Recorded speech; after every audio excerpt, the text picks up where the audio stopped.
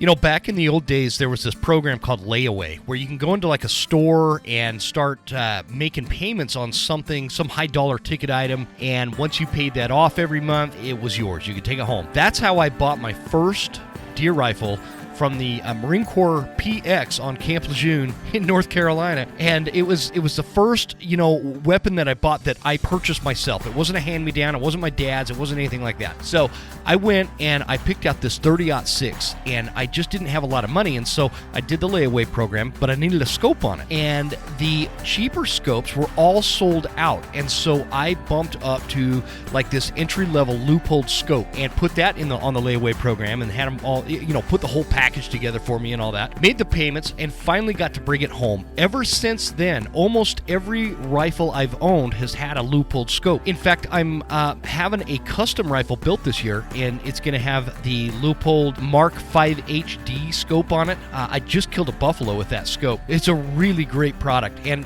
loophole guys, you know them. Everybody knows loophole. They've been around since like 1907. They started as like a special instrument company or something like that. But these American-made products are fantastic. Whether you're looking for a spotter, binos, a rifle scope, accessories, tripods, bipods, all that kind of stuff. You can find it all at loophole.com. And I'd really appreciate if you supported this American company that has a great American story. And I couldn't be a bigger fan of a company, and I'm so happy and thrilled that they've chosen to partner with the Western Huntsman. Thanks to Leupold, and thanks to you guys for supporting our great sponsors.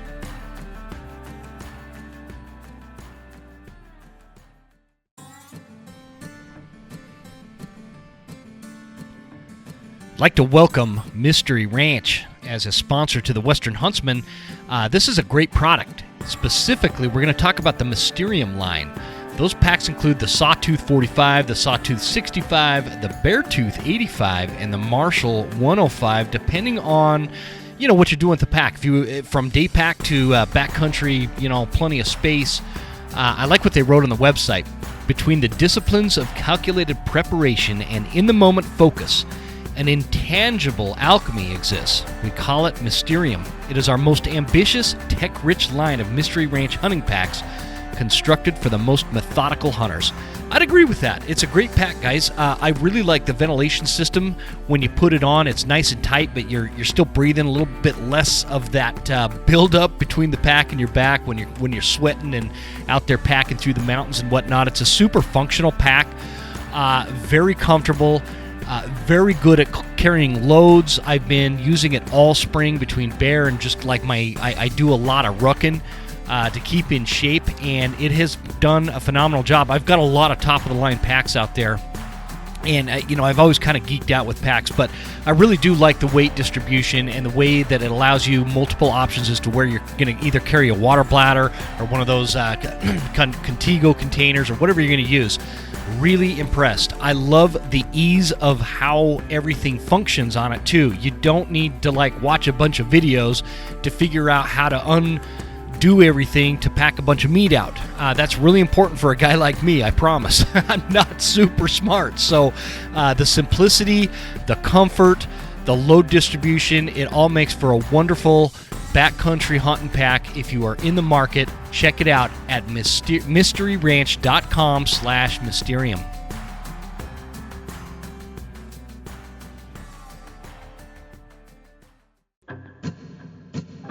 There exists a threat, from anti-hunting groups to politicians trying to give our land away, and we won't stand for it. Those vast western landscapes provide the space for our wildlife to thrive and a place for hunters and anglers to fuel the fire that sparks their soul. In this show, we share our love of hunting, fishing, and conservation. Here, we provide the foundation to meet these threats through passion and the grit of the American outdoorsman. Welcome to the Western Huntsman Podcast. Ladies and gentlemen, welcome to this episode of the Western Huntsman Podcast. This is Jim Huntsman, your host, coming at you from the Broken Tine studio right here in snowy Heron, Montana, where we're getting flooded out and everything. It's been an interesting couple of weeks up here. You guys, it's like national news. Just up north of me, about, an hour or so, is Libby, Montana. They're totally flooded out. Like bridges are getting wiped out, and a few of the spots that I hunt are no longer accessible because the bridges have been washed out. So anyway, been interesting. I think this episode will be released just before Christmas. And so to all you listening, if you hear this before Christmas, I hope you have a Merry Christmas and a blessed Christmas with all your peeps and your family and loved ones and whatnot. So Merry Christmas to everybody. And don't let that stop you from getting out to go chase some wolves, coyotes, and mountain lions this winter. We got to do our part with this predator control. And this episode's going to kind of help explain why. Because I got a good one for you. This week I got my new buddy. I just met him. I don't know hardly anything about him. I know some very vague details. But we're going to be talking about some bear situations. His name is Tyler Johnson. On Instagram, he's called at grizzlylife907, but he's out of Austin, Texas. So it's going to be quite the story. Tyler, I appreciate you joining me, brother man. What's up, guys? I'm newly at Austin, Texas, formally, and I will always say, how did Alaska. That happen? Yeah. How did, so let me, again, I don't know anything about you, man. So you lived in Alaska and now you're in Texas? Yeah. Yeah, I moved here last year. I was born and raised on the Kenai Peninsula in Alaska, and the Kenai River runs through my veins. And I just spending 33 winters there in my life, I just kind of realized that I was surviving the winters to live the summer. And if you know anything about Alaska, the summer isn't that long. I tried everything from coaching hockey, snowboarding, skiing, cross country, snow machining, or snowmobiling for you weird people down in the South. That's what you say. And, or I'd say South. I mean, just the lower 48. The lower 48, yeah. South the to mainland. Alaska. The mainland. Big Island. The Big Island. But yeah, there's just a moment in my life where I was like, I think I'm ready for more adventure. And if you lived in a small town, it is so hard for some reason just to leave that. And I just said, fuck it, and sold our house, put it on the market, packed my family up, and we landed here in Austin because my wife does podcasting for the company's called Mission. And I was like, can you real quick, Tyler, give her a quick shout out? And the only reason is because in the screen it says Lacey Peace. Yeah. And so I'm assuming that's like the podcast name or something. And so I just want people, so there's no confusion there. No. Yeah. So that's my wife's name, Lacey Peace. But her company is called Mission, and they help produce different podcasts. And one of them is called the Big Idea Lab. Super interesting. It's about like Lawrence Livermore and like I've heard of that one. Yeah. My wife does. Yeah. That's my wife's. Oh, really? So, okay. Well, she's chief of staff for that company. The Big Ideas Lab. Yeah, it's awesome and mind blowing and somewhat frightening to listen to because you're like, really? Oh my god. I like podcasts like that, man. The ones that just like kind of make you think and almost make you nervous, and it's like the information that you're kind of afraid to know because it makes you nervous. I really like those. You're going to go to the store afterwards and get water bottles and MREs and non-perishables. You're like, if shit goes down, I'm going to be ready though. Dude, at least that's how I reacted. I've already got all that stuff. I'm already kind of half psycho prepper in a way, so I might as well have the knowledge to go with it. Same. I'm that what they call like the weird Alaskan that just like I hand out for Christmas one year one of those like tubs to my friends that are like, hey, this is 3 weeks of food. I'm like, you don't think this is good, but you know what? If shit happened, you're gonna be like, that was the best Christmas present I've ever had. And you're So I'm curious, man, because so I live in Northwest Montana, right? Years ago, I worked for this company that bought a truck in Austin, Texas. That it was for me. It was like a company truck. So they flew me down to Austin. And my job, I was gonna grab this truck and just drive it back. It was actually a really cool trip, dude, because I gotta see all of Texas and all the American West. I'm a big fan of the American West, right? So I went out to all these hot spots like where Chris Ledoux was raised, and just random stuff like that. Anyway, you coming from Alaska is way colder than where I live, but I got on a plane with this giant parka And when we landed in Austin, I couldn't get that coat off fast enough because it's like February, dude. And so, what's that like? Just on forget the difference between the nuances of Alaska versus Texas, but like just the climate difference. Here we are like a week from Christmas, and what's that like to you? There's no snow. What the fuck? It's like, is it Christmas? Like the only reason why you think it's Christmas around here is because everyone has all their lights and stuff, but it's so weird. And also I'm not gonna lie, like it's like 64, 65 degrees, and that is like mwah. I love it. I'm literally outside in shorts and a tank top, and everyone else is wearing their, winter stuff. But I'm like, this is perfect. I love it. Yeah, I'd be water skiing at 65. I still jump into Barton Springs, and they're like, "Oh, you're insane." I'm like, "What are you talking about, man? This is summer weather, dude. This is great." Yeah, I actually I really enjoy living here in the winter time, I guess you call it. So I was plan on, that? yeah, go Oh, ahead. go ahead. Oh, yeah, I plan on being a snowbird though. I want to go back Oh, I up. see. Go Yeah. back to Alaska in the summer and then Yes. escape the winter. So that was kind of that's what I was going to ask you. Is that like the motivation? You just got sick of shoveling the walk kind of thing and want to escape? Yeah, the one that broke the camel's back is when I was shoveling my driveway, and then that grader came by and fucking just put up like 3 feet of snow in front of my driveway. Like, bro, what are you doing? No, not really, but what are you doing? Yeah. Yeah, I spend my whole life in the wintertime and the dark, and Mhm. I learned and it's, let me just say that it's when you grow up with something like that, you don't know better. Like you don't know anything else. Like you don't know True. that everywhere else is actually, there's a place that's warm. Like you see it on Mhm. TV and stuff, but you learn to cope with what you have. And it wasn't abnormal for like, I know you wake up, it's dark. You go and you're off work, it's dark. Or you get off of school, it's dark. It's just, Sure. you have your coping mechanisms. And unfortunately, a lot in my small town happens to be drinking or video games or whatever. Um, but yeah, it was just something I was just done with. And I was like, I'm ready for a Yeah. new chapter to my life. And I threw my wife and 2 dogs and a 2-year-old in a 2019 Jeep Cherokee with a freaking U-Haul and said, let's get out of here. Never been to Texas in my life. And I was like, let's go for an adventure. I'm kind of Really? just, yeah, I had surprisingly never been to Texas. I fought fires all around, Montana, Idaho, Oregon, California, North Carolina, Canada, whatever, doing Mhm. forest firefighting, but never Texas.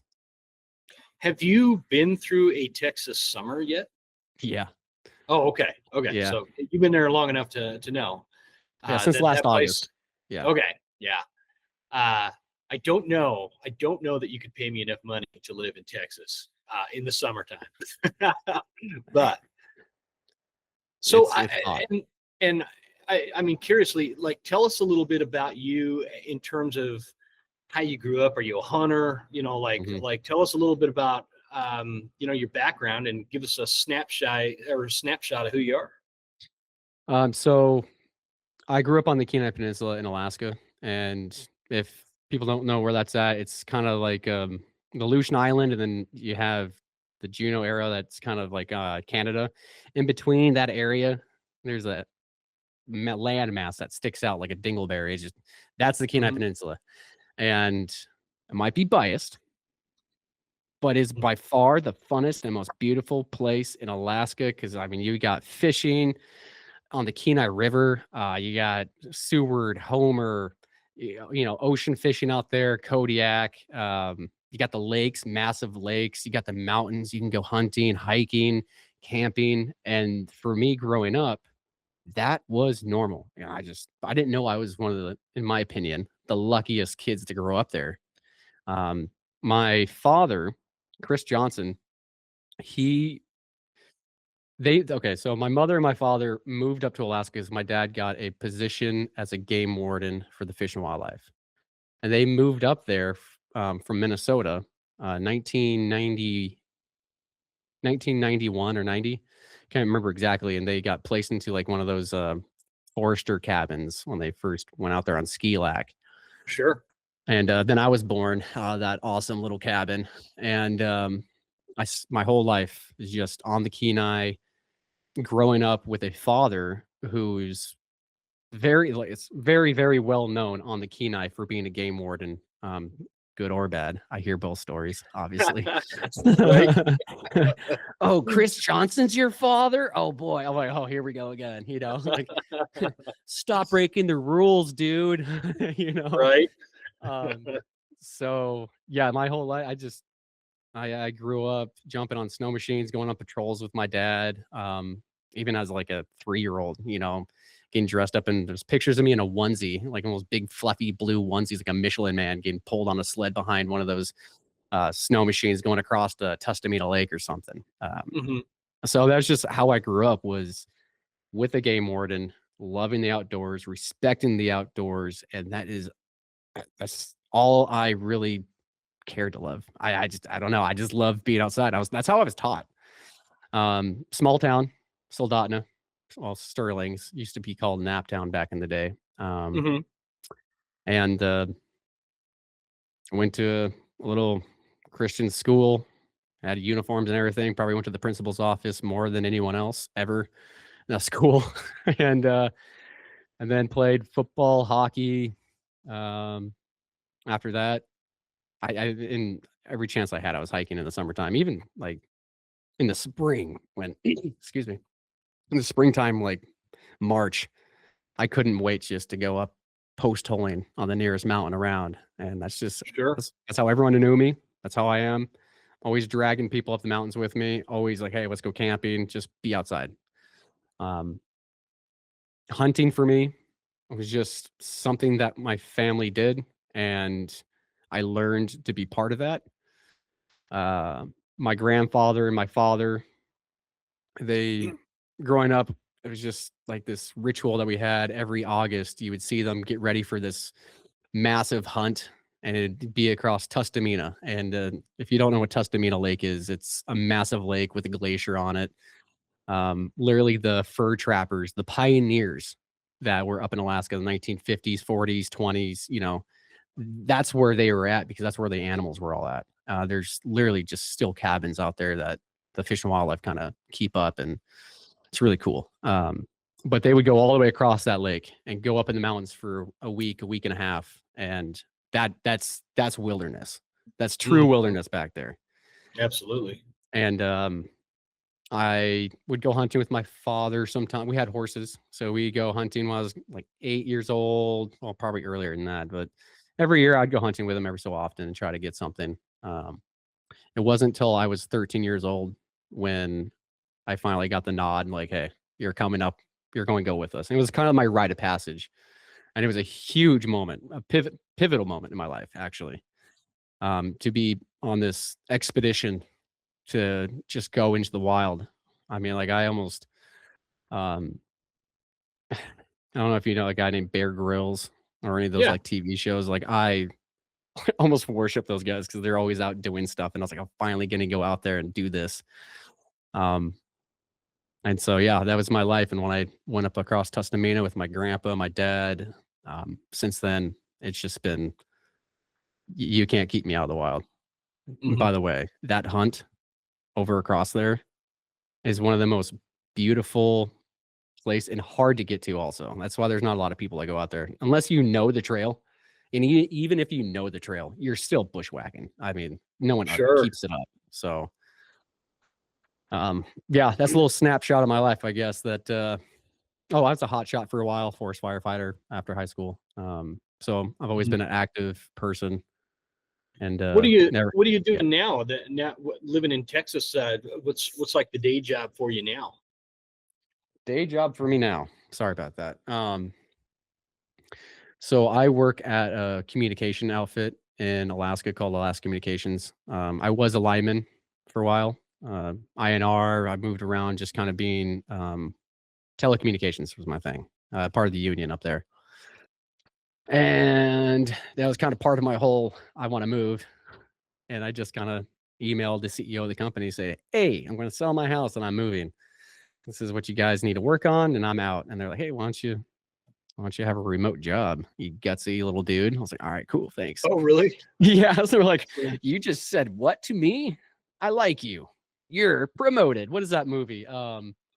Office Space or something like that. When he Oh, tells yeah, them to yeah, their yeah. face, he's like, you know what? You might be manager material. That's Yeah, yeah, yeah. kind of how I felt like Well, what happened. well, they say that to like the laziest dude in the office there too. They don't even realize. Well, he wasn't lazy. He just had a bad attitude.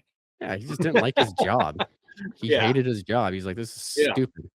Um, so yeah, they gave me a position. Now I'm a senior project coordinator, sit in front Hmm. of a computer at the moment, and almost seems backwards to what I really like doing, but that So is what it is.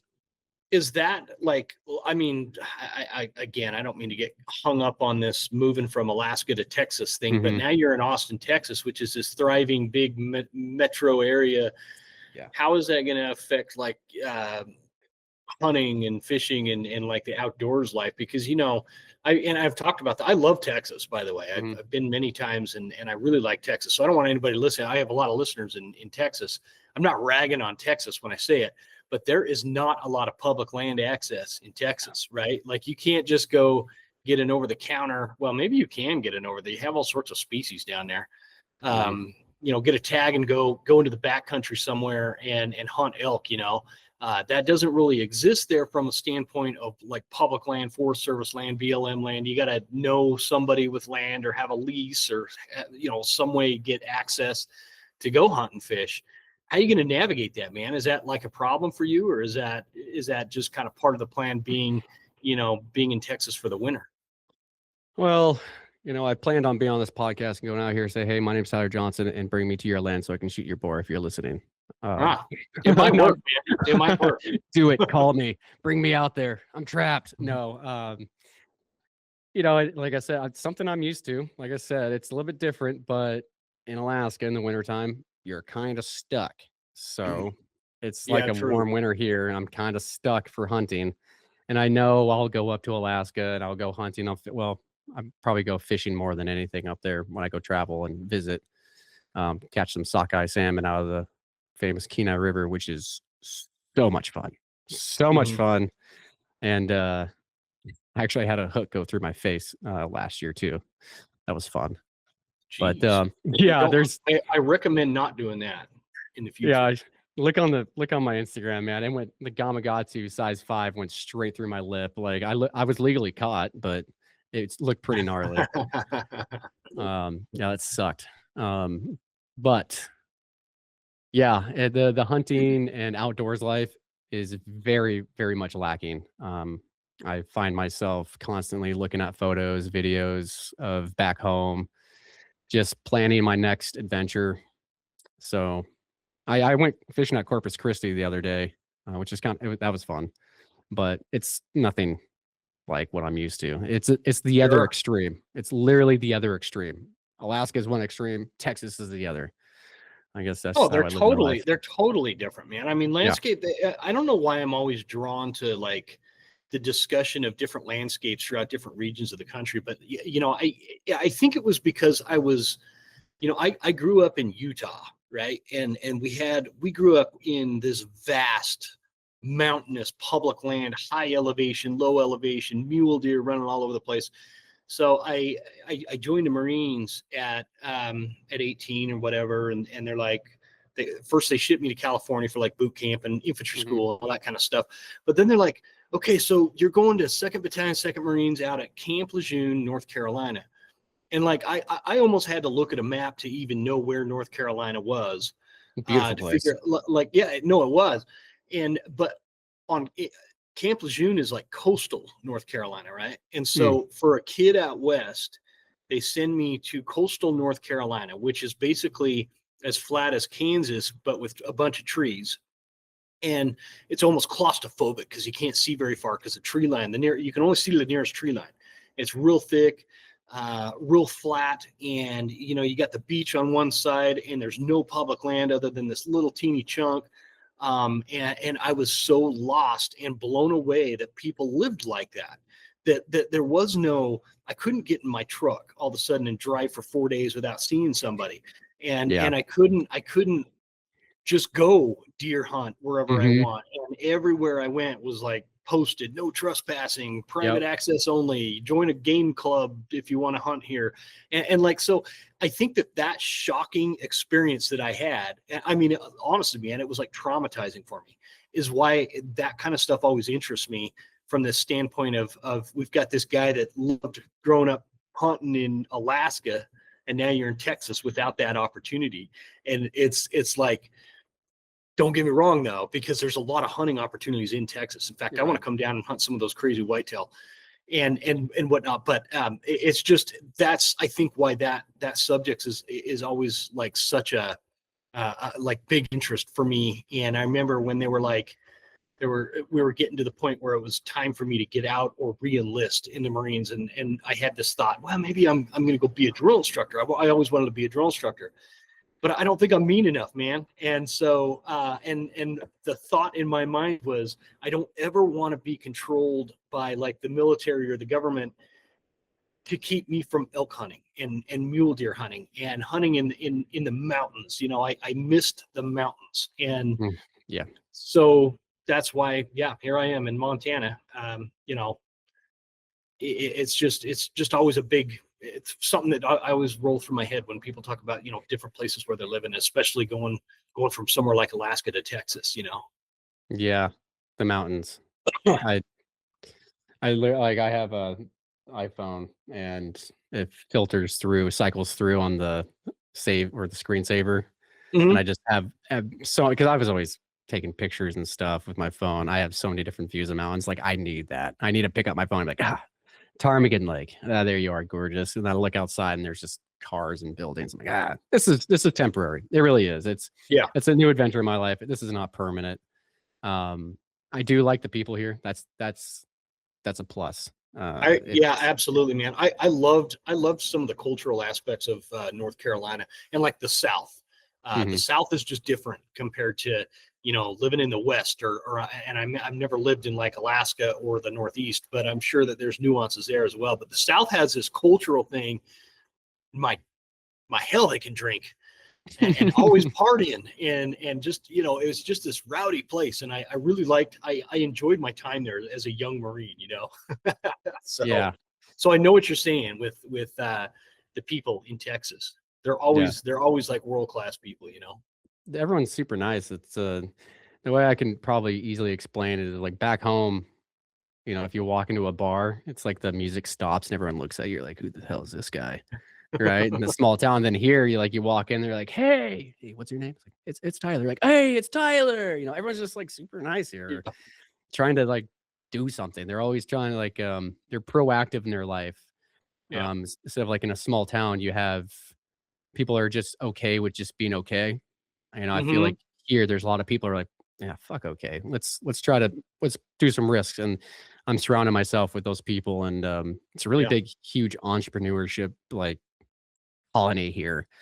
It's like either they're entrepreneur and DJs or what, but it's a thing around here in Austin. And Yeah. Oh yeah. so Yeah. It's yeah.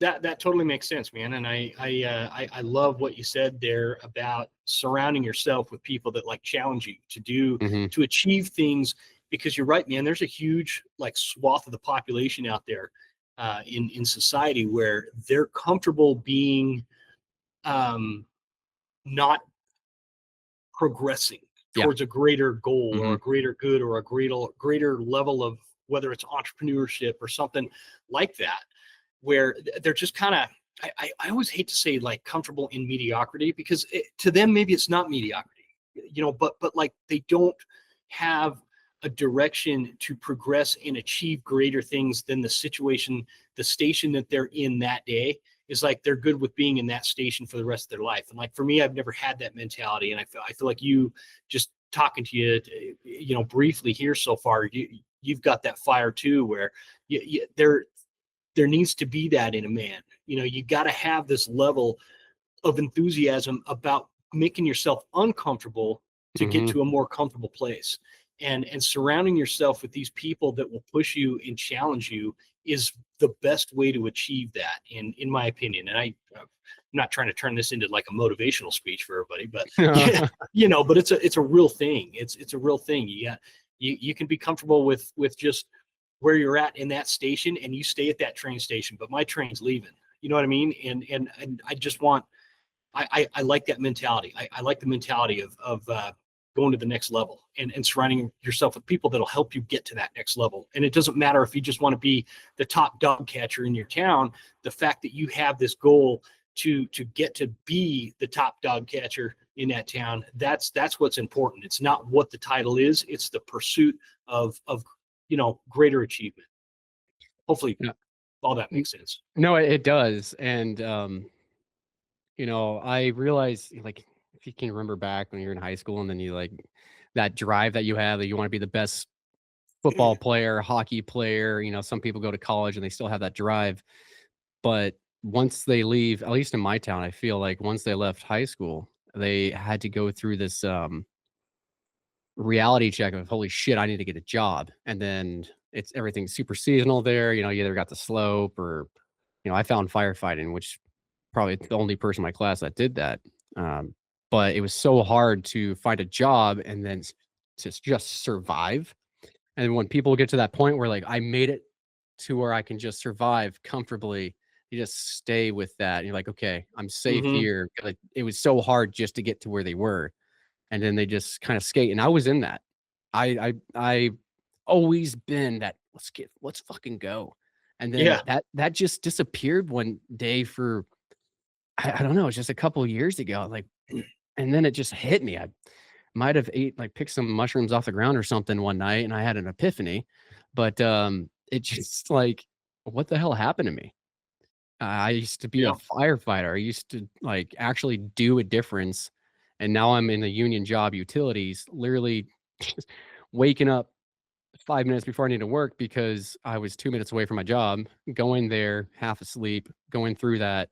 I'm making money for my family. It's good money, just skating by. And I was like, what the hell is going on with my life? And I just opened up, and a lot of people are doing that and don't realize it. They're not awake to the whole, you're, by the way, your life is going by, buddy. If you don't know that, by the way, every day it's going by, whether you're bored or busy. It's going, it's passing, man. Take it from a guy who just turned 45, and like 10 minutes ago, I was 20. That's what it feels like. And I always look at it like this, man. Like, have you ever walked on a treadmill that has the incline option? Mm-hmm. Oh yeah, I'm on. And people they get on that flat treadmill and they're just walking on flat ground, which is fine. Mm-hmm. But man, you will, if you're trying to burn fat, for example, you're going to burn a lot more fat if you throw an incline on it.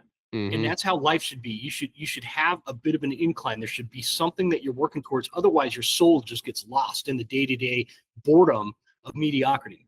And so if you don't have those kind of challenges, you're on this flat treadmill to nowhere, and death is awaiting everybody, no matter what kind of incline you're on. It's there at the end of the day. And so you just want to make the most of that walk.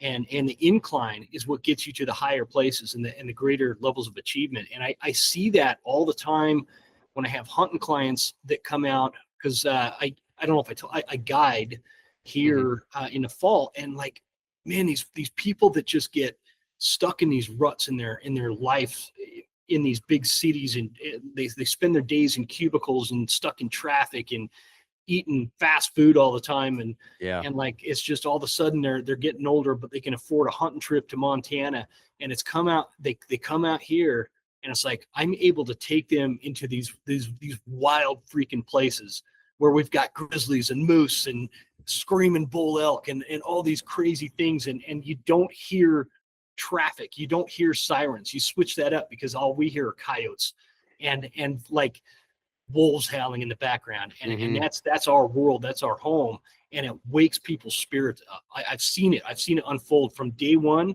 to the last day of their hunt.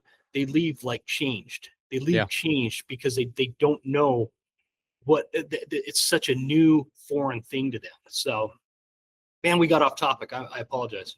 No, that's you know what, that's 100% on topic for me.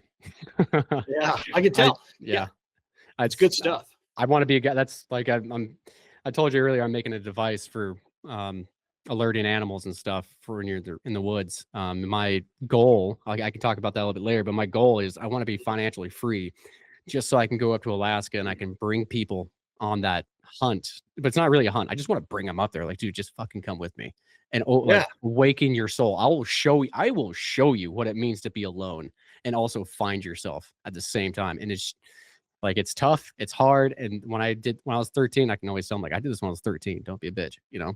Yeah. Like, come with me. I want to show you, like, I want to show you like 5 glaciers back there. I want to show you that you can skinny dip in a glaciered lake back there. And all of a sudden, you know, it's sunny 65 degrees and 70, and then it's pissing rain sideways. And you're like, what the hell's going on? It's like, this is life, buddy. Come with me, you know? I was like that. I was like that part, man. I'll drag somebody from the, you know, some flatlander up some mountain, and they're dying, and they're looking at me and like, how'd you even know about this place? And I'm like, me and my teenage daughters did it last week. Right? I just wandered, dude. That's how I found it. It's just up here. You just got to go. So you got this giant bear claw around your neck there. Oh yeah. And I want to talk about that before we talk about this device. Yeah. Take us through what happened to you, and because I don't know anything about it other than, you know, we talked via email. You told me a little bit about what the basics, you know, summarization of what the discussion would be about. So can you kind of walk us through that and because I do want to talk about that device. Oh yeah. It's of great interest to me. Yeah, me too. But yeah, so I'll just start off. Like I said, I go hunting every year with my father. This year was a little bit different because, well, I was moving. Well, last year, I mean, but this year I went hunting with him was a little bit different. We've always been going across Tustin, for the most part. There's been a few hunts we go somewhere else, but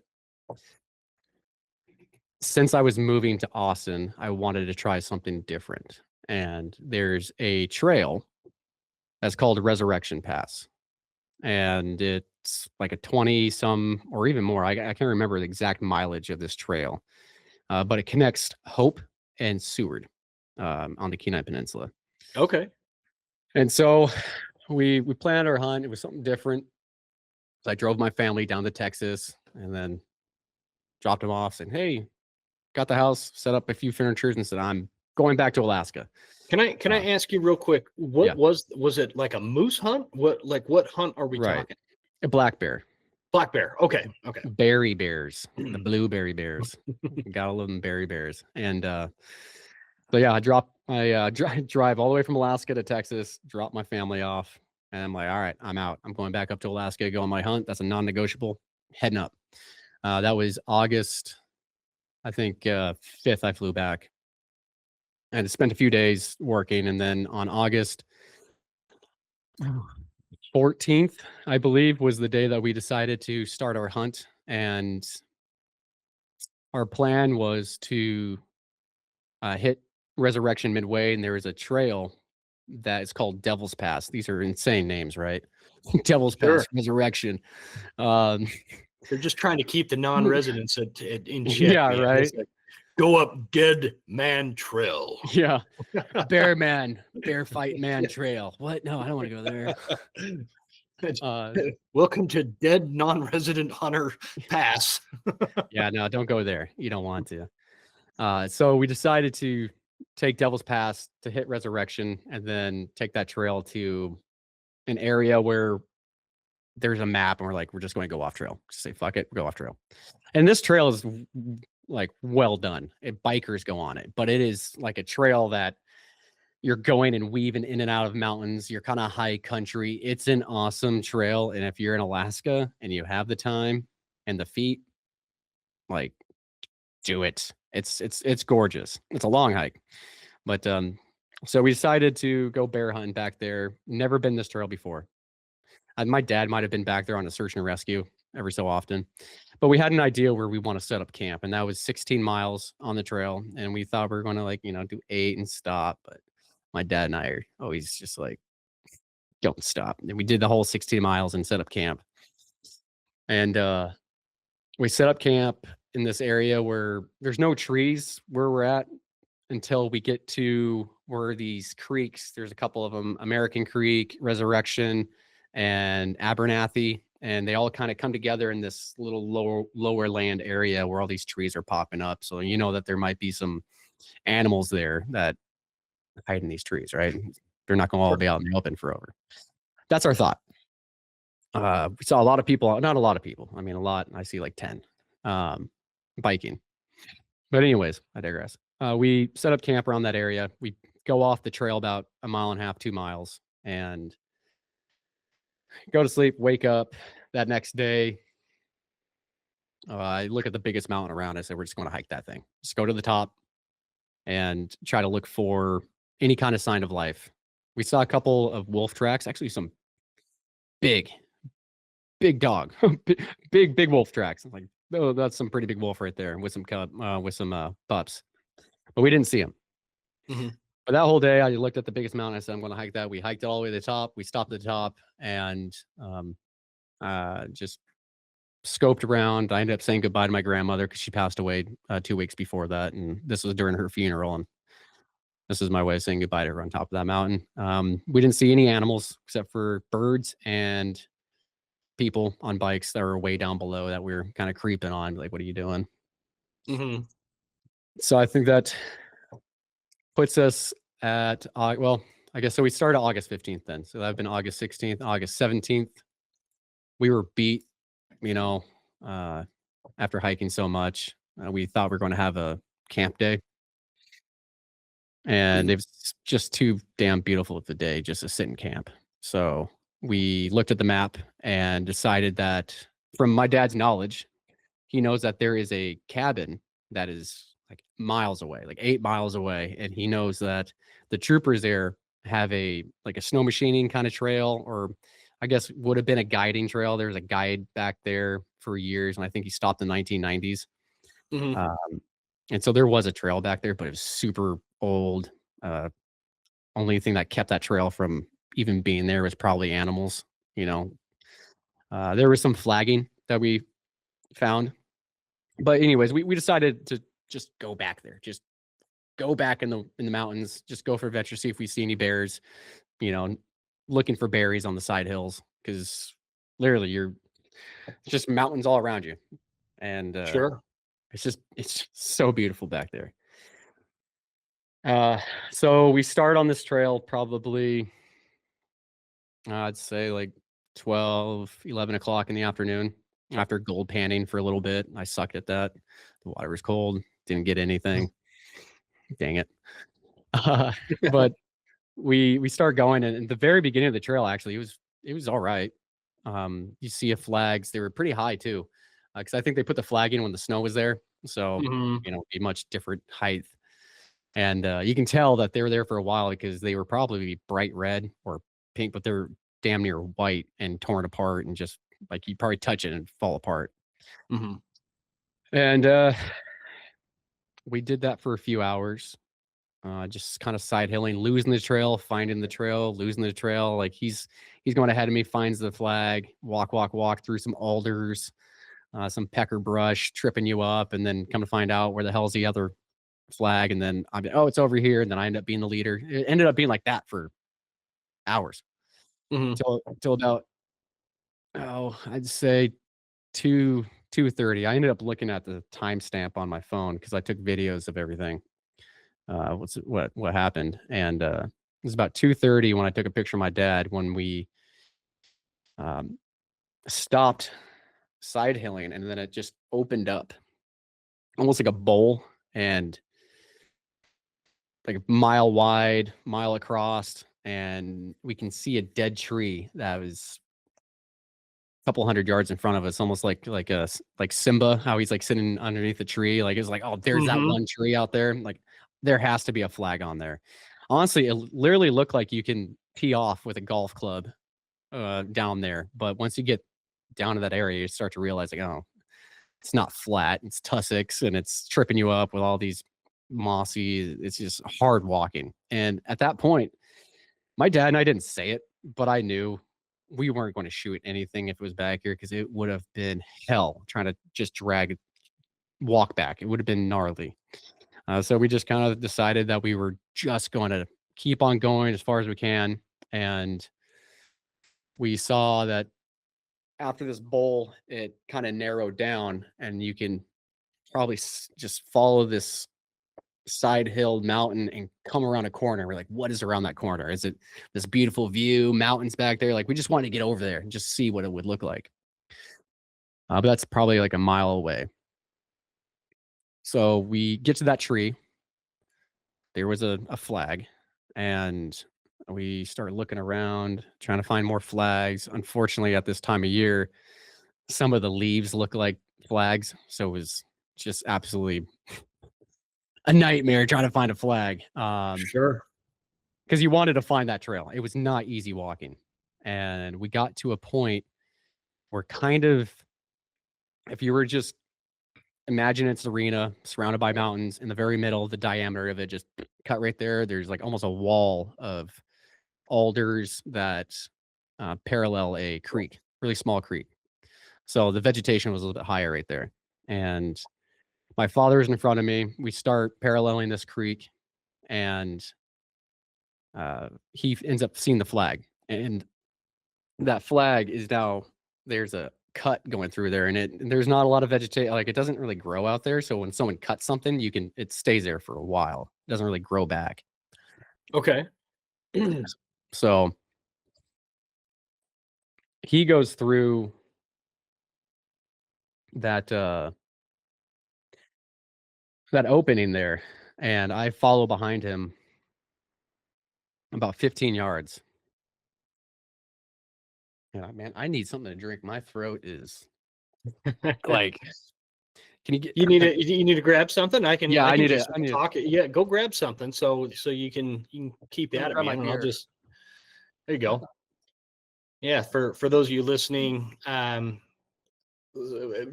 and I met. I can't remember how it came about, but I got an email from him saying, talking about what the story that he's telling us here that we're getting to. And it sounded really interesting to me. So I'm like, yeah, let's get you on the show, man. And so here we are, and just waiting for. Oh, there you go. All See, right. you just need a beer, man. Sometimes a fella just needs a beer. I'm drinking a whiskey, so it's been a long day, man. Oh, I'd rather have whiskey. Well, I don't know. I used to drink a lot more when I was recording these. And I listened to one and I'm like, man, I sound really tipsy in that thing. Like, and I don't get tipsy very often. And so I really simmered that one down. But I like it because the whiskey kind of clears my throat. And, I don't know. I like whiskey too. So I'm a bourbon guy. Do too. Yeah. I'm a Johnny Walker guy. Oh, you like the Johnny Walker, huh? I do like that. I had one of my clients got me a bottle of Buffalo Trace bourbon. Oh yeah. It's not like super expensive, but it's not chintzy either, and it's a really good bourbon. I've been a fan of that one and the Bullet bourbon. So I wish one of them would sponsor the show. It's funny. The guy last time I did a podcast with, he said something about Bullet bourbon too. I was like, and he said, not sponsored by Bullet. I was like, not yet. Not yet. It's a good attitude. Yeah, I like putting some whiskey in my Insta coffee, powdered Insta coffee when I'm going hunting. So I wake up with like some Insta coffee and put a little bit of Crown Royal or in there and just watch the sunrise. It's one of my favorite things. Nice. Anyways, sorry about that. Yeah, my throat was literally drying up. I was like, I can't talk like this until this next bit of the story. No problem, man. Anyway, so my father, he goes through this area that's cut, and I follow behind him about 15 yards, and we're making some noise, right? We're talking every so often, it's just normal walk and talk chatter when you're hunting. It's not a lot, but it's there. And I remember that there's almost no wind because the bugs were up my nose, in my eyeball, trying to get into my ear. Those gnats are gnarly. And it was a beautiful day, sunny, but no wind, not making a lot of noise. And my dad walks through that area, and when he passes it. And so I'm following about 15 yards. And when I walked past that cut, that kind of little opening, it feels like it just opened up a little bit. And there's like a little knoll that goes right in front of me. And I remember thinking to myself, God, this would be a great place to eat top ramen. Because I mean, we haven't had lunch at this time. I have my cooker with me, and I love making top ramen with some summer sausage and Cholula. And just for some reason, it just hits different when you're hunting. And I was thinking about that and pilot bread at the time. Oh And yeah. it's so I'm actually hungry for that now. And my dad's about, like I said, 15 yards ahead of me. And he I'm in my own world, but he's like, bear. And I'm thinking when he yells bear, I'm like, oh, black bear, where? But it wasn't that. It was bear. And when he said bear, I heard a snap of a branch or something about 15 yards away. I know, like, thinking about it now, I didn't know how far it was at the moment, but I just heard a snap. But that was quickly followed with like a gnarly, guttural. I can't even produce it. I there was a video I watched that literally snapped me back to it the other day. And it's just this very primal, aggressive sound, and it came from a brown bear. And my dad said bear, and from that moment he said bear to the moment that bear was on top of me was probably about 4 or 5 seconds. Um, so he yelled bear, and that, yeah, go ahead. Could you see it? Could you? You No, could, but you could just hear something, I heard something. and Yeah, it was like bear. Few seconds go by, and it's on top of you. yeah. So my dad yells bear, and then like it was just instant, like, and you can hear it snap, and just the feet hitting the ground, and it charged my father. I felt like we were in a triangle, like 15 yards, 15 yards, 15 yards, right? So Got she it. must have been laying down by the creek, just on the other side of the bushes where he came through.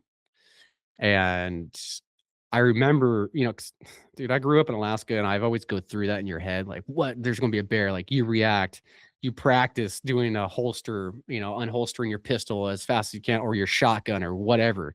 You go through Sure. this mentally all the time. And I know every hunter does this. If you ever get into grizzly country, you're always thinking about that until the time it actually happens. You're not thinking about it, unfortunately. And so she charges my father, and he says, "Hey, hey, hey, hey, hey." And he starts turning his shoulder away from the bear, like trying to give the bear his back.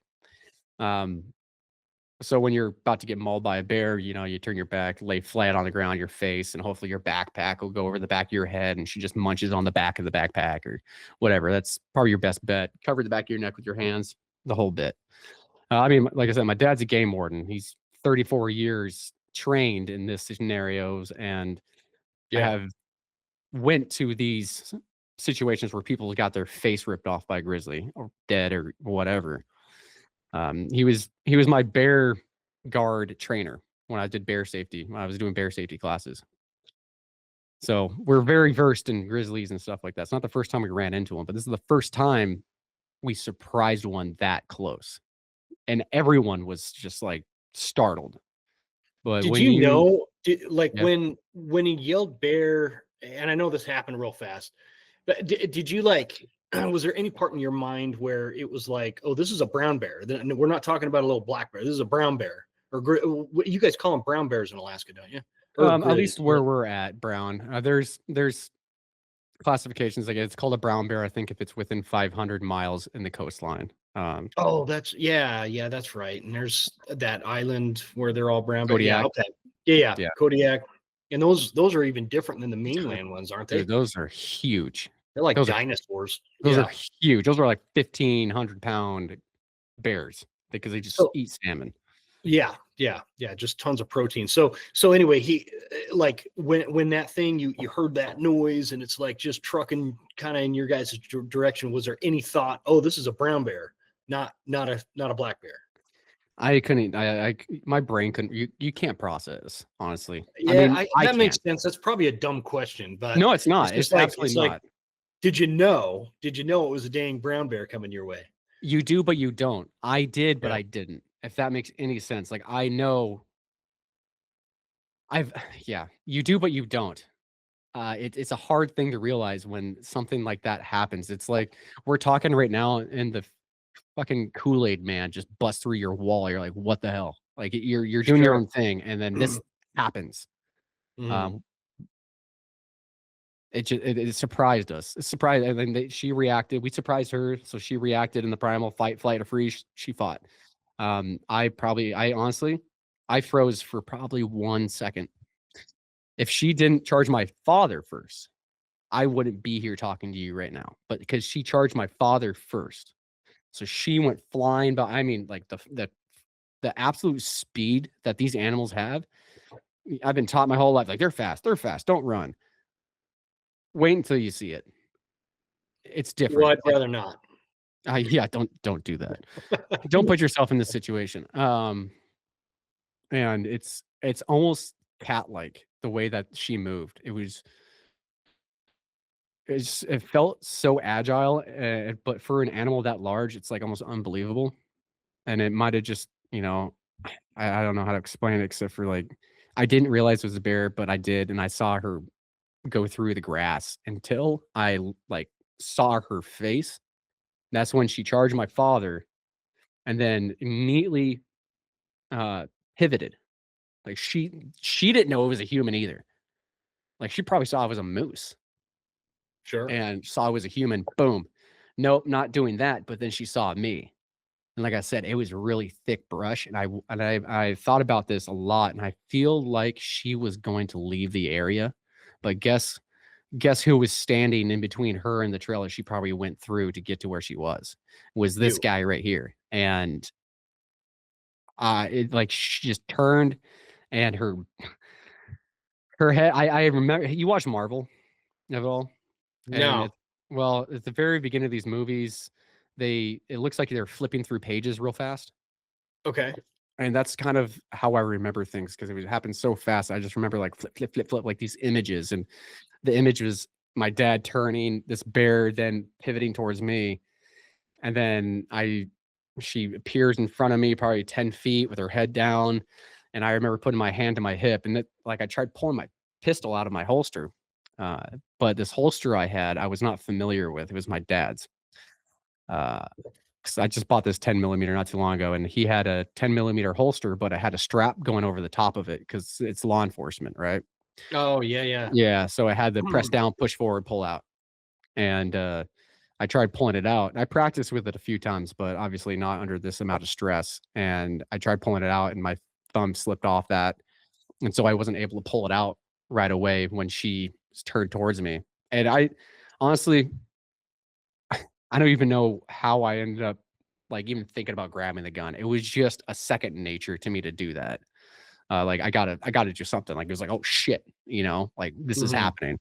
Like I said, it was about 4 seconds, 5 seconds from hearing that, and then I had this thing on top of me, and she gets in front of me, and she's down, and she jumps up, and I take my right foot and I step backwards, and she slaps me down, and I have a Cabela's backpack that has an external frame, so it has that bar Mhm. going around there, and I believe what happened was she hit my backpack as I turned, and then she slapped me across the shoulder, putting like my feet went over my head. I'm going down this hill, and she's on top of me, and I pull my pistol out. Like right that moment, I rip it out, falling backwards or getting thrown backwards. And I tried kicking at the same time as I'm falling backwards. This is all happening all at the same time. And I, Sure. I put my pistol to my leg and try and kick her at the same time. It doesn't really work out that well. I put a hole right through my left quad with my 10 millimeter. And Mm.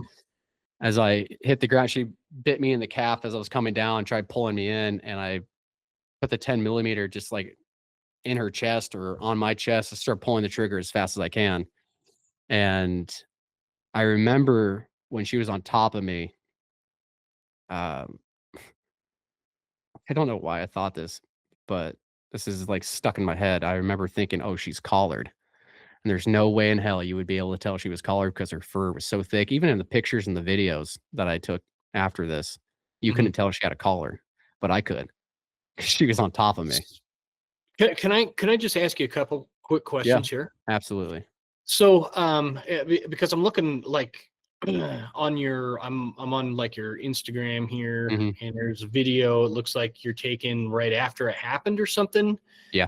And so like, oh, I and it's probably because of the country I hunt, where it's real old growth, thick forest up here, Hmm. real thick woods. And so that's kind of what I had in mind. This looks pretty open. Hmm. Outside of, it's just tall grass, but it's super tall grass, but not like an old growth forest. Like there's no No, trees up there, it looks like. no, that's what I was saying. It's Okay. like when we were in that area, it was like we we we how do I explain it? Where we came from, it was almost like we went in between two mountain ridges, and then it opened up to this big Gotcha. valley, and we were going across that big valley, which is about a mile wide. And in that middle of it, there was a creek going through. That's where we were. We're in the very middle at that time, and that's when we surprised the bear. And I tried going back on the pictures to see if I can like, is that bear out there? But like I said, it looked like he can tee off out there with a golf club. But once you got in that shit, it was thick. It was It tall looks grass. thick. Yeah, that looks like, I guess, like I'm explaining that because I had it as you explain this. I had it in my mind that like I'm thinking of this particular trail Mhm. that I hike, especially if I got a hankering to go find a mule deer. Right. I know this one mountain. It's got this really cool trail, but it's this old growth, thick, dark timber. With real tall huckleberry brush and a lot of alder and stuff like that. And so Yeah. like it makes sense in my mind. Oh, you came through some tag alder or something, and she was right there and then coming at you. But this is really thick. And so my first thing is like, man, how would you not see that? But that grass is like taller than you are. Mhm. And if she's laid down in it, there's just no seeing this thing. I mean, they just kind of disappear in it. And so for clarity reasons, she starts knocking you down, Mhm. and your pistol goes off. You shoot yourself in the thigh. Yeah, I shot myself right above the knee. I put a hole, like Oh, there in the video you'll see, like I even pan towards it. You can see the black residue probably from the gunpowder. yeah, I see That that. yeah, went right through my leg right there. Like a laser, 10 millimeter, How man. you must have that tourniquet or something, huh? Because it's Yeah, oh not yeah. That's where okay. she that's where she bit me right there. Gotcha. So, yeah, that's where she put her chompers on my leg, and, As honestly you were falling, she yeah, grabbed your leg. yeah. Okay, so I don't mean to keep cutting you off, No, man. no, That's fine. you're 100% fine. There's a lot happening in a short amount of time. And it's Um, of great every little detail to a guy like me. This stuff matters because mhm, again, I hunt a lot of griz country, and these grizzly bear, I think they're what I haven't checked the numbers, 4 to 5 times surpass the population objective, and they're still on the dang endangered species list, which is a whole different podcast. But we're trying to get them delisted so that they're not so brazen and so prolifically, breeding wise. It's a big topic, I guess, is the yeah, bottom line. Whether I'm hunting, whether I'm terrified when I take my girls out with the grizzly bear. Like if I'm not on my A game, what's going to happen? Or if I've got a hunting client, I'm responsible for their safety. sure. So that kind of stuff just it's of great interest to me and a lot of the listeners that listen to this show, because I just so happen, Tyler, I don't know if you know this, but I have like the best audience on the planet, but they're all hardcore hunters that go into places where there's usually griz. And so What's up, I think it's guys? of great, I think it's of great interest to them too.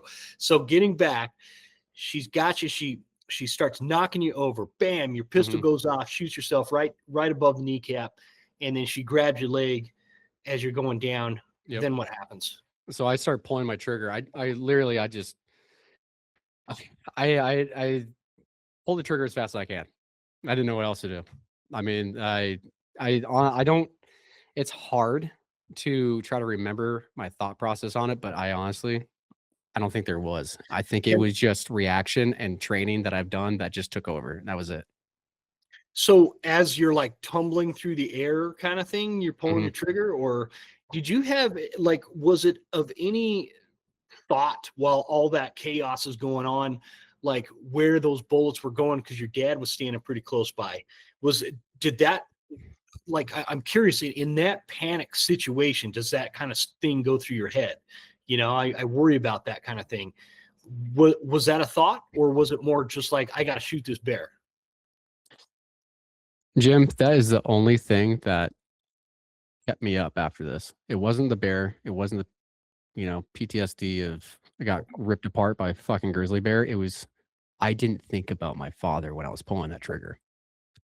And that is something that's driving me to do what I'm doing now, and that is building this device. But yeah, that's a great question, and is probably the thing that I am most ashamed of. But Mhm. Well, I don't think. it's I know it's something like you don't be ashamed about that, but it's that wasn't a thought in my fucking. I shot myself too. When you have Yeah, yeah, something like that big, that fierce, and you like, yeah. but you know what? You know who had the training and wherewithal of what's going on was my father. Hmm. He didn't just stand there and watch his kid get ripped apart by a grizzly bear. So after I like he obviously saw that it disengaged from him, and all he saw was a grizzly bear's ass and his son's feet up in the air and screaming and shots going off. As I'm shooting upwards at this bear, he goes around and starts shooting broadside on this bear, head, neck, head, neck. And this is just like I don't have this point of view. This is after conversations with my father. Sure. So I'm shooting up at this bear. My dad's however long that takes for him to get around to start shooting head and neck as she's falling off me or something. But one thing is for sure, what I do remember, and it's not a frightening thing in my head. It is just an image that will always be there. Was if you ever look at a dog when they're pissed off and it's like they're not there, they're gone, they're just Hmm. going at it. That was in front of me with a grizzly bear, and then it wasn't. I don't know what I hit or how I hit it, but that 10 millimeter, that seventh round, when I stopped firing, I hit her spine or something. She fell off of me. I even described in the video as like Gimli and the Warg. If you ever watched Lord of the Rings, or the Warg, like he kills a Warg and it falls on top, and he's like, ah, she didn't crush me, but she like started falling, fell over. And I remember her falling off of me, and I put in my pistol down and scooted my ass backwards as my dad's running up with his Glock 40 and just boom, boom, boom, boom, boom, boom, reload. It was just like that image of him doing that too was just like in my head, just boom, boom, boom, reload, and just looking around and seeing if there's any other bears coming to charge. Because Sure. on top of that, my father, he's been charged by a lot of bears, and he's also been charged by multiple bears at the same time. So this is like something that, it's in his training, is like what's going on, what's all around us. And as she's dead next to me, I'm scooting backwards. He's putting multiple bullets in her head, and I have the bear skull over here, by the way. Yeah. It's a replica, but a very, very, very well done replica that has all the bullet holes and everything. The real Oh, one wow. is sitting on my dad's desk at the Fish and Game headquarters there on Sterling. Because There's a picture. There's a picture on your Instagram of yeah, it looks like you got that like right behind the eyeball or something. yeah, Yeah, yeah. yeah, in the There's a hole snout. there. And right in the snout. Yeah, now I see that one. So Mhm. 10 millimeter. What? Tell us a little bit about the gun, real quick. Is what kind of 10 millimeter? What kind of rounds were you using? It was boy, it's been a while since I've actually talked to hunters about this. It's always been Austin people, and they never ask that question. I know it's a Damn liberals down Springfield. there. No, I gotta pull it back in my head. Okay, a Springfield XDM Elite. Uh, the rounds I was using were what grain? They were literally like target rounds. They were Oh, okay. full. They were full metal jet. They weren't hollow points. That's for damn sure. So they weren't like the G9 Griz round that because No. that's what I carry a 10 millimeter with that G9 Griz round. And I tested it on some really replicated bear skull type targets, and they seem to do good. But here's the thing, dude, is everybody like hey, do you have a Facebook? Well, yeah, you have a Mm-hmm. Facebook, right? And you see in all these hunting groups, right? Mm-hmm. Everybody's a freaking expert Oh as to yeah. what kind of gun to carry in bear country. Oh, here's what you do. Oh, here's what you do. Mm-hmm. But none of them have actually encountered a bear. and had a hostile bear coming at him, right? Yeah. Very, very rarely do you have that. And so when you have somebody that's actually been on the ground, gotten in a tangle with a bear that used a weapon that actually did stop that bear. Now, granted, your dad you said he had a 40. You don't happen to know what kind of rounds he had, do you? It's probably standard issue for law enforcement. So it was that, just out of curiosity, is that like the standard as for like a game warden in Alaska? What my initial thought is, if I'm carrying in the backcountry of Alaska where there's brown bears all over the place, I'm not going to be carrying a 40. But is that like just a service pistol he had for, because the thought is not for bears? Well, anyway. I mean, from my knowledge, and by the way, I am not an expert with firearms. I'm a hunter, but I'm not like I'll tell you the rounds, the grains, or anything like that. I know how to shoot guns, and I know what it does, and I know what I want to use, and I know what I'm good at. Period. Yeah. That's it. I'm kind of the same way, man. Guns are a tool. I'm a Marine. I'm an old rifleman from the Marine Corps, so I'm very good with guns, but I don't get real technical. Like I got buddies that are like, oh, I custom built this round with this kind of powder and blah, blah, blah. I don't do that. I just know what kills stuff, and so that's a 40, from my understanding, is a lot similar to a 10 millimeter. It's just a shorter round. I don't think it holds as much powder in it though. Yeah. So, and it holds 20 rounds, his gun does. So I'll just throw this out there. My take is, when I heard that, when I was taught, when my dad went to a bear sighting, because he would go to these bear attacks and be like, okay, he's witnessed a 44 glance off the dome of a grizzly bear. It's just the way that their skulls are made, and it's like a tiger tank, right? It's like nature's made it into its own tiger tank. And those are powerful rounds, fast, or not, they're not super fast in relative speed to 10 millimeter. You're talking the 44. A 44. Yeah. The hand cannon, right? Yep. That holds 6 rounds or whatever it is. It does a lot of stopping power. If you hit it right, hell yeah, that works. But guess what? I ain't good with pistols, and I ain't good with a hand cannon. What I am good with is, well, I'm not even good with pistols, but I know it has a whole bunch more rounds in it and has a hell of a lot less recoil. And when I heard that my dad, when he went to a bear attack thing, he said that 10 millimeter went snout to ass, I was like, okay, well, I know what I'm carrying. I'm carrying something that has more penetration power, and that's it. I like that. I like snout to ass. That's yeah. Okay. Makes me feel better about my 10 millimeter decision. Yeah, penetration power. It probably doesn't have the stopping power of a shotgun, doesn't have the stopping power of 44, but I'm not good with a 44. And if I had a shotgun, I would have been ripped apart because I wouldn't be able to get the barrel up fast enough, and I wouldn't be able to shoot on my back with a bear on top of me. So I had in my possession the best gun for what I'm good at. Okay. And that's, 44s work, dude. They kill bears all the time. 10 millimeters, they kill bears. A fucking 22 can kill a bear if you hit it right. So the bear, okay, so you basically get rolled. You clip yourself in the leg. You're shooting. You see life in the bear one moment, and then all of a sudden life goes out of the bear, and the bear falls off you. Your dad shoot from the side. Yep. At that point, do you realize that you're hit yourself and you've got something, injury from the bear? What happens then? No. Honestly, the way I remember the feeling, it just felt like someone gave you a Charlie horse, right? I just felt pressure. That was all. It wasn't until a couple months ago where I actually remembered the image of myself shooting myself in the leg that I can describe to you. Like, I was trying to kick the bear and shoot at the same time.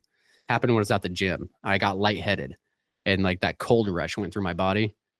And that was the same feeling when I shot myself. It just felt like a cold rush numb going through my body. I was like, oh, fuck. And so did the bullet go clean through? Oh yeah. Yeah. But I didn't know that at the time. Yeah, sure. So yeah, bullet in my leg, bear bite. Honestly, all I knew at that time was I have a dead grizzly bear that I can slap in the back on its head right next to me. And my dad reloads, boom, reloads, looks around, and I look down at my leg because I felt pressure, and I'm wearing like army surplus camel pants. Those are great for hunting. They dry real fast. And I look down and I see that I have a hole just above my knee. And it's just a hole. And I was like, oh, what is that? So I rip it open and I see, I was like, oh shit. And I say out loud, I was like, I shot myself. I was like, I think I shot myself. And my dad looks at me. He says, fuck. Like, my dad doesn't cuss a lot, which is like, oh, but he knows. He knows, like a bullet wound out here. That's Yeah, because you're what, lights out, buddy. 16 plus miles off the road, kind of. And probably a lot more than that. Now at this time, we're probably 18 miles back. And no one knows where we're at except for my dad. I mean, they know we're on the trail, but they don't know where we're at, right? 'Cause we go away from us, get away, right? But we have an in reach, so that's a lifesaver. Yeah, absolutely. Which is the Texas Satellite Garmin tool that you use. Anyways, so yeah, I looked down, and at this point, it was like, it was almost like my dad and I rehearsed this. But with his training and what I went through with the hot shots, and maybe it's just my personality or what, I always carry a trauma kit with me whenever we go in the woods. It's not the first time we had to use a trauma kit. Before my dad tore his quadricep tendon out on ADAC, and I had to get him out of there, which is a whole nother story with aliens and stuff. Anyways, we'll get back to that. ADAC's insane. Anyways, so yeah, so I carried that trauma kit, and it was just instant. Okay, I got a bullet wound. Not even paying attention to what's going on with my right leg. I'm addressing this first. So I go straight triage on my body and pull the trauma kit out, trauma shears, cut my pant leg open. Didn't know if there was an exit wound or not.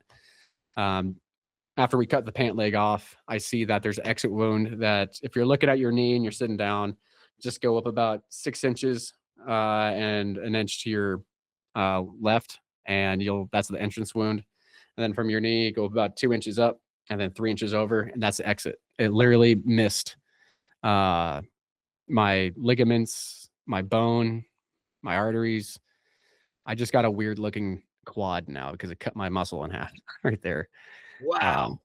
Yeah, it's probably the best way you could have shot yourself. And in a hectic moment like that, a different angle, a different degree, I'd have no kneecap. I wouldn't be walking right now. I did a Spartan race 5 months later. I just couldn't stop. I couldn't stop moving. Wow. That's incredible, man. So yeah, that was there. And so we took the trauma kit out. Wasn't like, oh, because when a bullet goes through that fast and it didn't hit any like major arteries or anything, it wasn't bleeding like crazy, but we were just going through the motions. So we grabbed the quick clot out of the trauma kit. In my head, I'm thinking this quick clot is one that you like rip open, look away so it doesn't get blown in your eyes or anything. But this one was like I don't know, it was newer, I guess. It was like a bandage that had a block on it. Okay. So I don't yeah, it was just it's quick clot, I guess, but wrap that around the wound. And I carry a slingshot with me when I go hunting for ptarmigan. So I took the rubber part and I pulled it on my leg, and I wasn't even thinking like I might be bleeding out. I was making sure that it was something was stopping. Was it bleeding really bad, or was it just it wasn't. Okay. It wasn't bleeding bad, but when you're like, I got a bullet hole, I'm just thinking how it like make it stop if it is bleeding a lot. Like maybe it's just going through and it's going to bleed a lot later or what. I just think it stop that. So I just put a lot of pressure on it, grab that rubber slingshot, tied it up, boom, left that. And then I start working your body, right? Start moving down. My dad says, your boot is filling up with blood. As I remember saying, like, oh God. And that's when I start feeling that wound on my calf. On the other side, your on other the leg. other side. Yeah. Okay.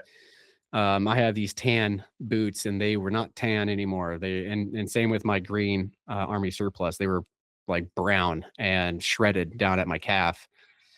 And so I ripped my lower leg pants open more, and I couldn't even tell what was going on there. There was so much blood that I was like trying to wipe it away, and it's just bleeding too much. And at that point, it's like, oh, well, that's definitely a very serious case of trying to get the damn tourniquet out. And again, it's not like we're sitting there like, would we put a tourniquet on this? Should we put it on? Like, no, just do it. And we put it on. We're out in the middle of nowhere. Address the situation as best as you can at this moment now. And so we couldn't find what was like, I was just so much. So I said, fuck it, we put the tourniquet on. And my dad starts putting the tourniquet on. And this is all within minutes. That video that you see was, I think, like 5 minutes after the attack, everything happened. Like everything happened. And I pull my phone out and start videotaping. So the triage and addressing the wounds and everything was all done within that time. And after that, he starts putting into their inReach for asking for help. So it's crazy. Yeah. It's not to cut you off, but it's crazy in the video, like to see the bullet hole in your leg and not having blood coming out. You know, like I just being totally candid with you. I was in Iraq, so I've seen some bullet holes, right? And I haven't seen it like that. And like, so it's just crazy looking at that bullet hole, and you kind of show, it looks like both the entry and the exit wound. Yeah, right there. And it's pretty clean, but then you look down at your calf, and I see the tourniquet on the calf right there. It's wild, man. This is just wild. Experience the evolution of accuracy with the new Browning X-Bolt 2. Guys, this rifle is something else. With the introduction of the X-Bolt, Browning has set a new standard in the development of bolt-action rifles. It was created around the goal of total accuracy, where every component worked in unison to improve downrange performance straight out of the box, from windswept tundras to rocky peaks high above the tree line to African plains and everywhere in between. The X-Bolt delivered the tack-driving accuracy a Browning rifle is respected for. And that's super true, guys. I really like this rifle from a standpoint of, like, it's not super heavy, it's not super light. I put a really nice scope on it. I love that Veritech stock, because that is like one of those pieces of accuracy that, you know, that interface between the rifle and the shooter. Not everybody's the same size. The DLX trigger, you can get the plus magazine system for extra rounds. Great all-around rifle in the field.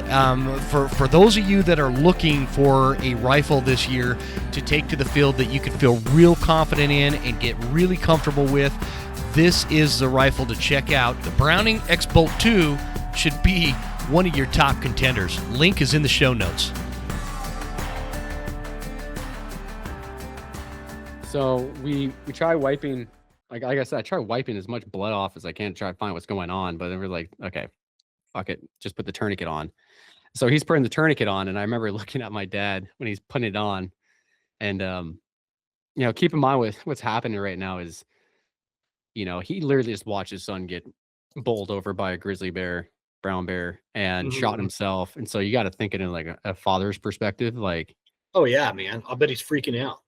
Yeah, so he starts putting it on, and I remember he put it on backwards once, and then he starts putting it on backwards again, and he's like, fuck, what's going on? Like, I got this. I was like, hey, I was like, I'm good. I remember looking, I was like, I'm good. And it was just like this moment that we looked at each other, and it was, from that moment on, it was just like a well-oiled machine. Yeah, thing, is that what you're saying? Yeah, it was. And you know, I learned from previous experiences, freaking out, if you can help it, don't do it, because it's contagious, right? And I'm knowing at this point, like, I'm losing blood. I'm telling myself, like, I'm good, I'm fine, I am fine. I'm not feeling a lot of pain right now, so I'm riding that high of adrenaline and letting my father know, like, I'm good and we can do this together. And it's just well-oiled machine, just boom, boom, boom, boom. He put that tourniquet on. He said, "Is that tight?" I said, "Yeah, that's tight." And then the fucker just goes crank. Gets another one. I was like, "Oh yeah, no, that's tight." Oh wow. Oh yeah, you know, he did that extra. Just he's like, yeah, okay, that'll work. And then he just fucking did another good old turn on that tourniquet. Nah, that hurts, man. I'd be doing that too. I'd be doing that too if it was my kid. I'd be like, no, we're going tighter. Yeah, no, he did. He went tight, and good. But boy, that tourniquet, they don't feel good. That's for sure. But it stopped the bleeding. He put it right above the wound, which was just below my knee. So it stopped the bleeding And right so there. that wound, that was was it a bite or from the claws? So that was the bite. That was where she Was a bit bite. into me, Okay. and I laid into her with a round in her chest, and so like I said, this is all happening at once, and this is all assumptions. Like she bit into me, and I shot her. She let go. I don't know what she was thinking of that time. She bit into me. Then she let go and tried to pull me in.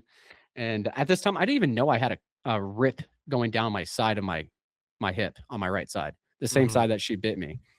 There's just so much adrenaline, and I'm probably other wounds that are making my mind go elsewhere. But so we'd get that done, and that's when I start pulling out my camera. And for me, I know what makes me feel safe, and that is, or not safe, but calm, and that is talking. I like Mhm. to talk. I don't know if you can tell, but Mhm. so I on all these. I have a podcast, man. You have obviously I like to talk. Yeah, right. So I mean, I go to what is familiar to me, and that is pulling my phone out and recording.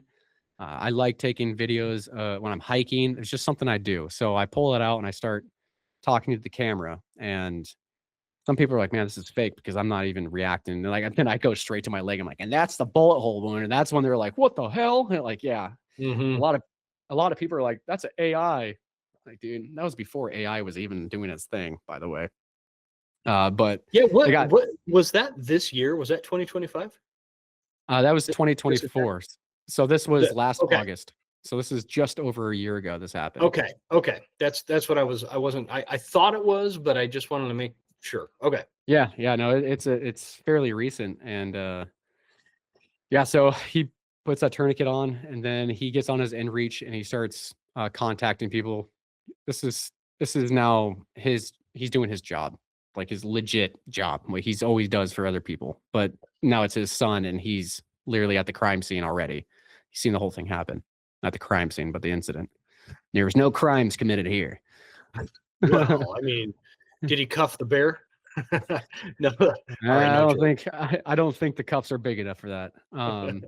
But yeah, he starts going through, and I remember we get elevation on my leg, and he starts going and saying, "I have what was it? My son's been attacked by a bear, bullet hole wound, um, bites, controlled bleeding." It was along those lines. Obviously, it's been a while, but he was very precise on what he was going, because I think on an inReach you have a certain amount of characters you can send out. I'm not Yes. 100% sure, but he was very precise in what he was like. It was like he'd done this before, giving coordinates, and he did it to a few people. He sent it to a few people he knew from work. He sent it to the troopers. He sent it to J Bear, which is the military base there. So RCC spun up the rescue crew there, and from that moment on, it was just sit and wait.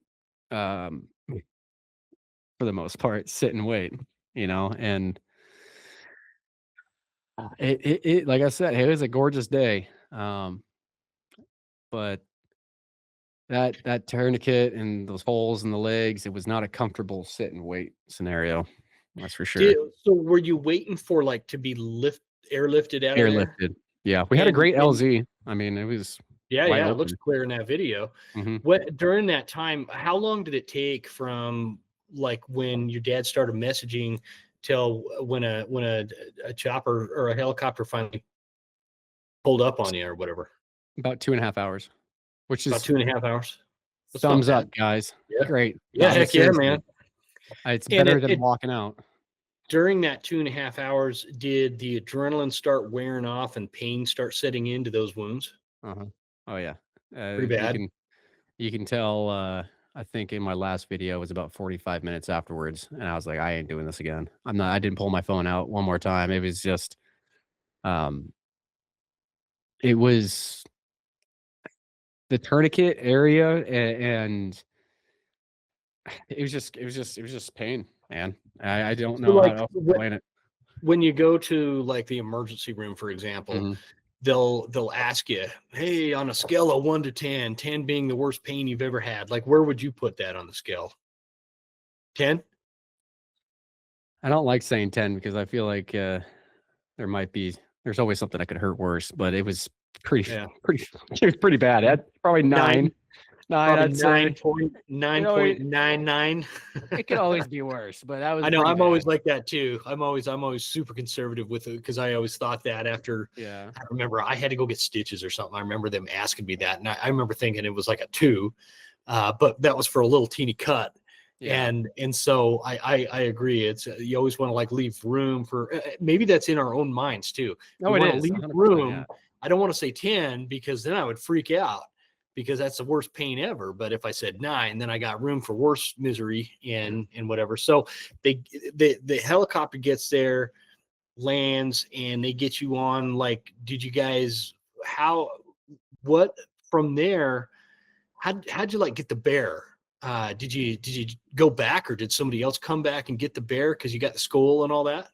Yeah. So they came and picked us up. So they sent a helicopter. The troopers and RCC sent a helicopter in contingency just in case something were to happen.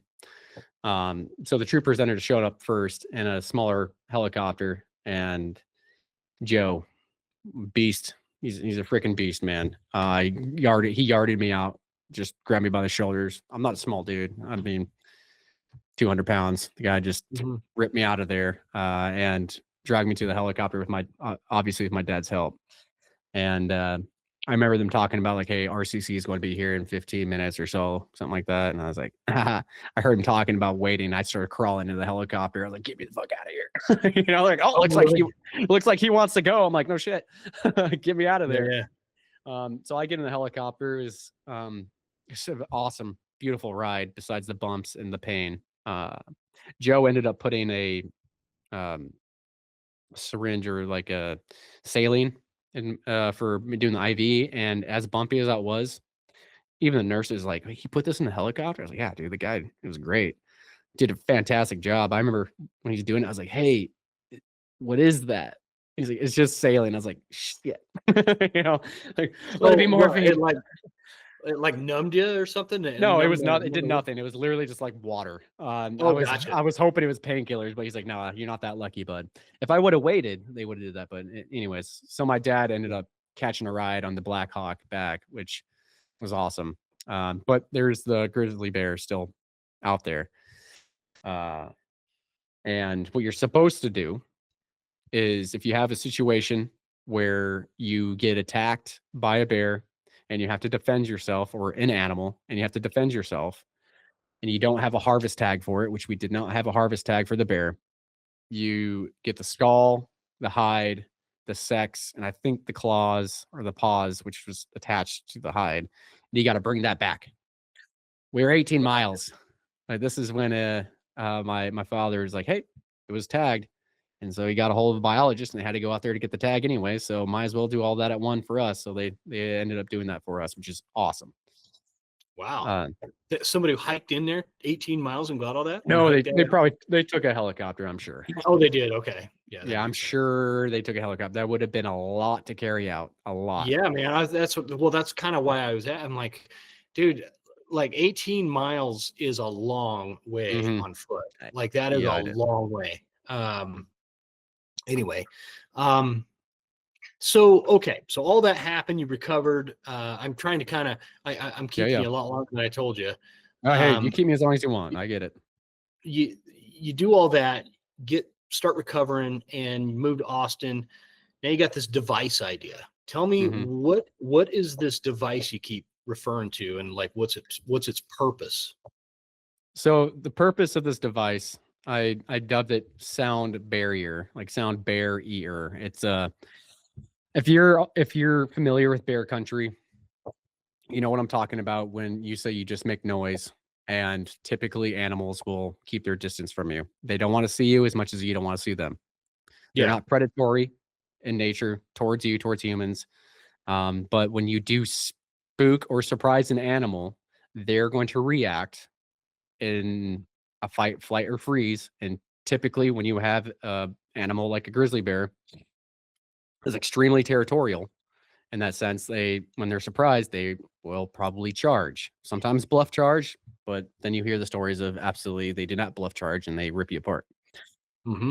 So, and like I said, I hiked a lot in Alaska, and I never ran into bears because I'm a guide in my own sense, not for hunting, but for bringing people on trails. And I've prided myself on, you make noise, they ain't going to be around. They're not. Unless you got a hungry bear or something like that. But that's another situation. You're screwed either way. Yeah. So what this device is, I thought of it this last year. And like I said, with my father, the biggest thing that sticks with me is I very well could have shot him. And there's no two ways about that.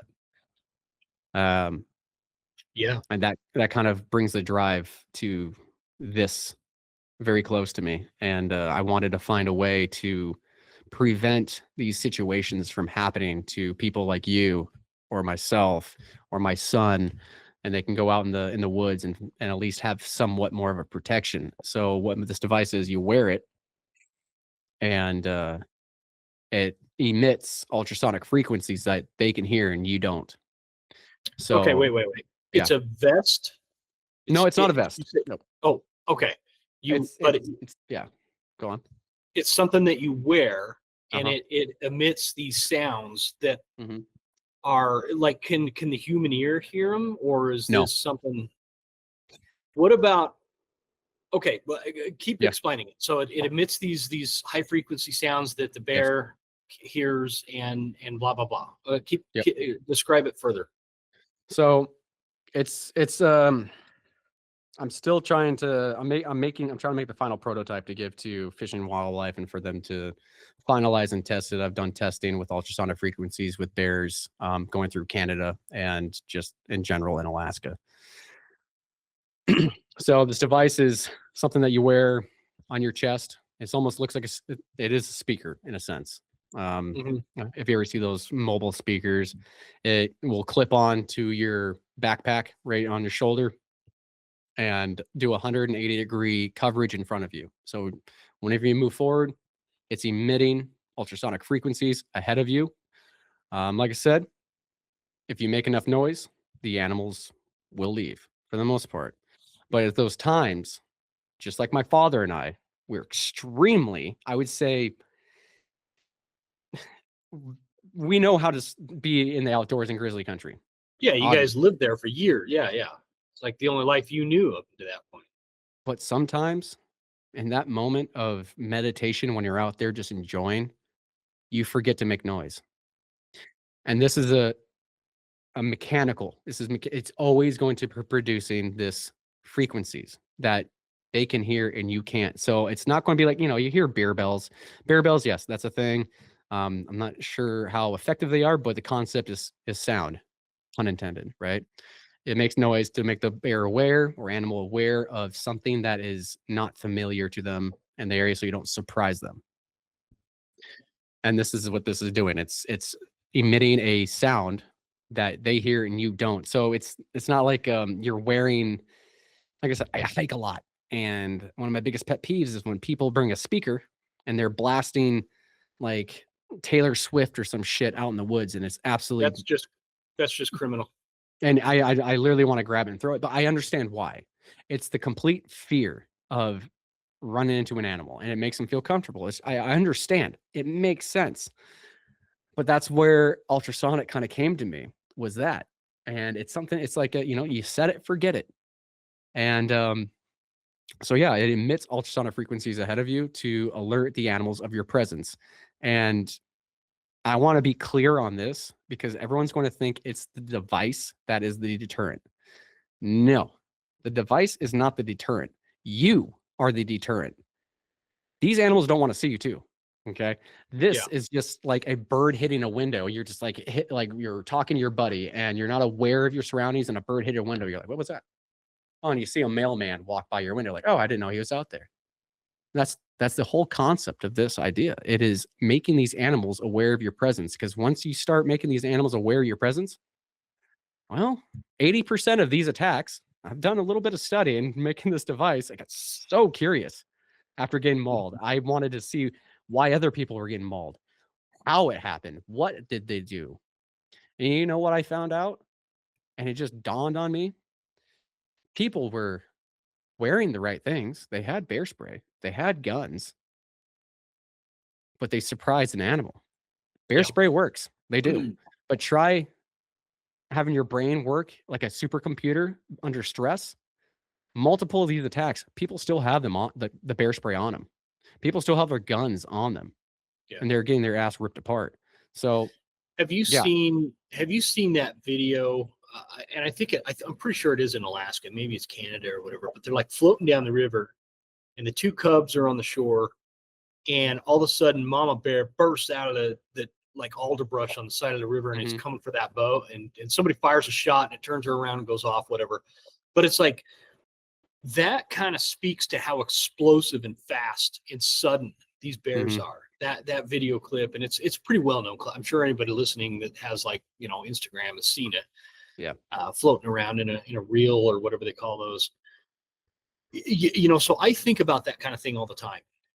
How, like in this case, ultrasonic sound that you're kind of emitting as you're moving through the woods, how is that tested? How do you know that that's going to work? You know what I mean? Yeah, that's a great devious question. smile. It's a devious smile you're giving. So how do I know it works? So, like I said, at the point, I'm still making the prototype for what I want people to wear, like law enforcement. I want to hand it all out to them. Like take this. How do I test it? And finding animals that are in controlled areas, and I have emitter that I've built and used and know what frequency it emits, and I tested to see their reactions. And the reactions I got were quite surprising. To first off, before I go to testing, like how I tested it, I want to put in out there that even the people research on the capability of these animals for their hearing is very, very minimum. Like I like the testings that I could find was up north at the North Slope when they put them out there for polar bears to see if that would keep them away from the oil refineries. And it didn't not do bad things. Like obviously polar bears in general are curious animals, to say the least. So they're kind of a different breed, but yeah, that might attract them more than keep them away. Well, at the same time, like I rather have a curious bear than a surprised bear. Yeah. 10 out of 10 times. But so just the studying on them, you can go into Chat GPT, like what's the capacity of a bear's hearing? Like it would get you probably it might what do they call it, hallucinate, like it's 22 kilohertz or it's 28. Like no one's really done the research on it. There's been a few where they tranquilized them and try to find out, but that was a polar bear. Most of the people in this audience are a lot of them are bear hunters like I am, and so like I could tell you last year I had a black bear at roughly 980 some odd yards. I can't remember exactly, on the opposite side of this big drainage that I was watching. And I stepped on the smallest stick that snapped, and that bear had no idea I was there. I stepped on this stick 900 some odd yards away. And it wasn't like a super quiet snap either. Like it was a respectable snap stick, right? But like if the bear would have done it, I've never heard that. The bear looked right at me. When I stepped on that stick, he looked right at me. And in Montana, we got to wear orange when we're hunting bear.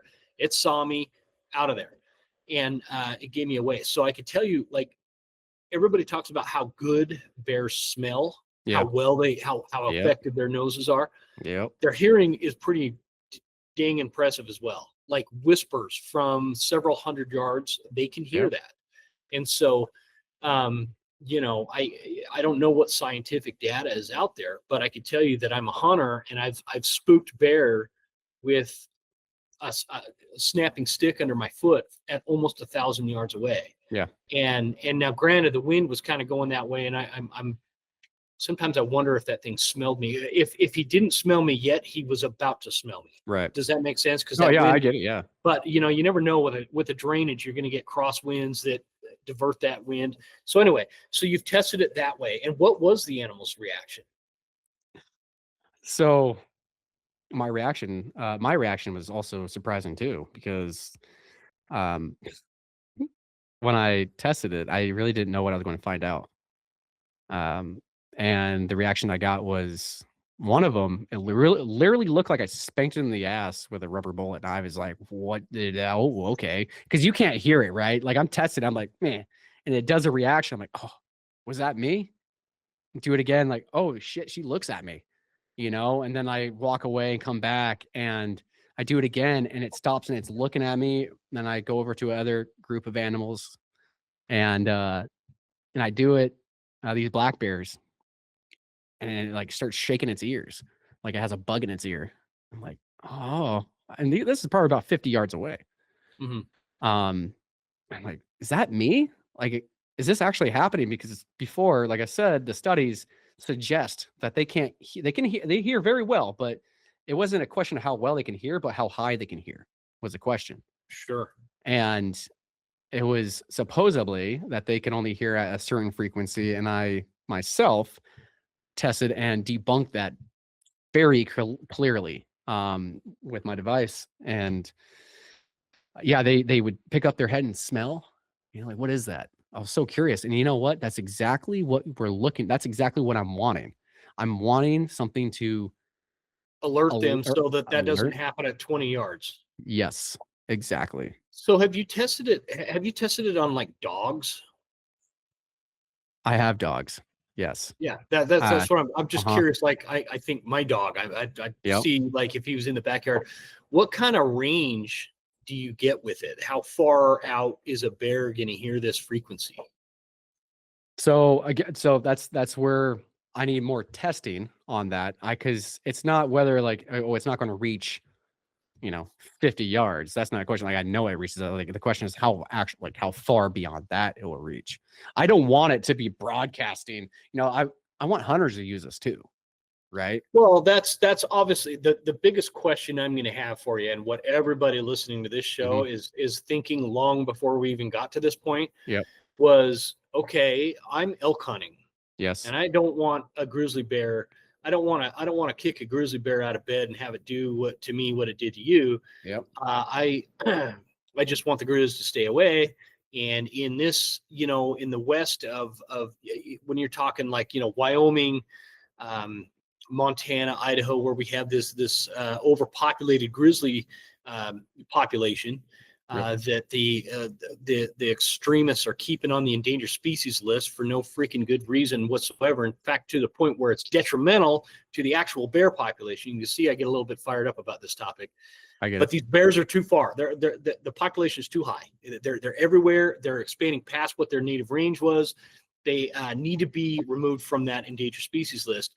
But in the meantime, they're overpopulated and they become very dangerous to humans, to include hunters who do everything in their power to not do what the experts recommend you do in grizzly country. I'm not out there hunting elk with jingle bells around my neck to alert the bears, right? And so the first thought that when you kind of first described this was, what does this frequency do to elk? Yep. What does this frequency do to a mule deer buck? Like, are they hearing in the same ranges? Is there a way to make it so that only bears hear that or something? Anyway, talk to me a little bit about that. So here's a legitimate question that I don't know, but I have a feeling I do in a sense. How far are you usually taking your shots at these elk when you find them? Well, that depends on if we're bow hunting or rifle hunting, right? And so rifle hunting, I had we're anywhere from 100 to 1,000 yards. I mean, sometimes not even, I had one. No, that guy, that was like 15 yards. He shot. Well, here's a better question. How far are you noticing like when you see the elk, not when you're bedding down to take the shot? Yeah, that's where it gets tough, man, because the thing is that's going to be dependent as to where you're hunting. If you're in Northwest Montana or North Idaho, or say you're on the Oregon coast, which they don't have grizzly bears over there, so not worry about that. But let's say you're in North Idaho or Northwest Montana, and this old growth coniferous type forest, just real thick stuff, right? You're not taking 400-yard shots here. No. We are moving through the timber, and it's very up close and personal. In most cases, the best way to kill these elk in those woods is to call them in during the rut, which means you're going to be using a bow. Yep. And so I think that that's where now I'm thinking like there's a spot that I know holds a lot of big bull elk in it, and it's real thick in there. It's pretty nasty country. It's real steep, real brushy, but it also holds a lot of griz. Yep. Like there's a ton, like we have cameras in there, and there's just a bunch of griz. I don't want to go in there. I especially don't want to take like my girls or hunting clients in there. There's too many griz. The idea, I would wear this device to alert bears while I'm walking up the trail into get into the area, and then maybe shut that thing off and start calling, because once you start calling, if there's an elk, he's going to call back. Anyway, I can go on and on about that stuff, but to answer your question, that's going to be super dependent. If you're hunting the sagebrush of Wyoming or eastern Montana or somewhere where there could be a grizzly bear in there, your shots are going to be way further out than like up where I'm at now. So that's where I think people, like, I would have one where I like to take my family. We'll go hike into some of these high mountain lakes, like in the Cabot Mountains or something. We'll hike 5-6 miles up to these lakes and fish for trout that never get pressured. And I don't care if I'm scaring elk away at that point, because it's July. I guess that's where it's at. Like I would love to have something like this. It just troubles me to think that maybe I'm scaring elk away. You know what I mean? No, I 100%. I agree, because I mean, I'm thinking about it. The biggest one for me, I feel would be a great argument would have been deer hunting, because, in my mind, when you're walking and you might run into a deer that's within 100 yards proximity, and then that's when you're like, oh, there's a deer, stand up, take your shot, right? But in my experience of hunting, moose, black bear, you're typically on the move to get to a spot where then you're starting to glass around and look. Yes. And I feel that is the time this is for hunters in particular, right? Because I want hunters to wear this. I want people to be safe out there. And even if this gives you a 10% less chance of getting mauled, I fucking wear it. But it's the journey to that spot. The chances of you running into your game that you want to kill on the move, that's not always, like, it happens, obviously, like that, like, there you are. But it's not something that happens on the regular. But it also getting mauled by a grizzly bear doesn't happen on the regular, but the chances of, but anyways, I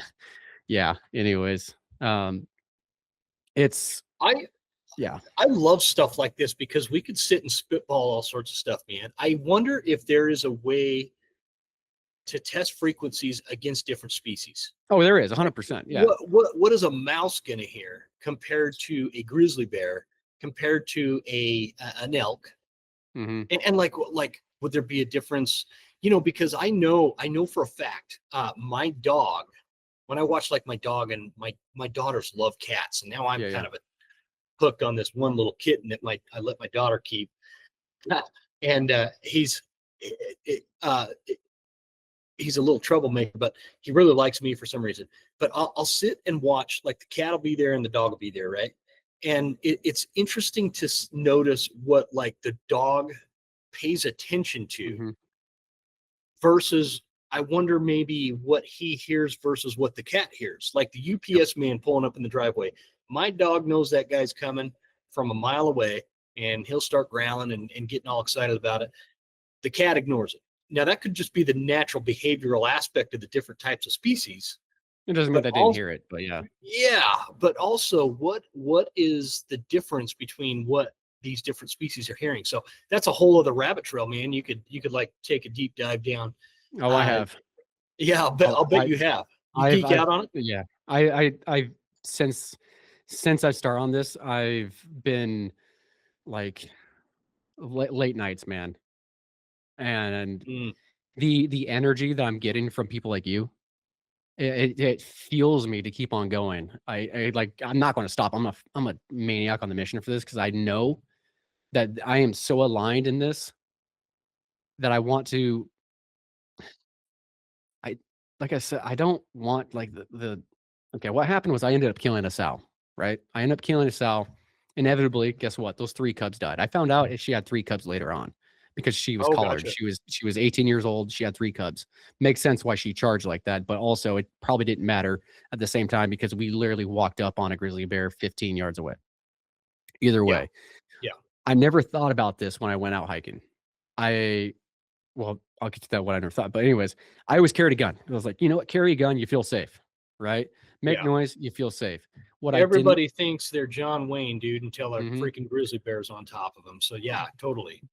But it wasn't just like I don't wear this necklace on my neck as a trophy of I won that battle.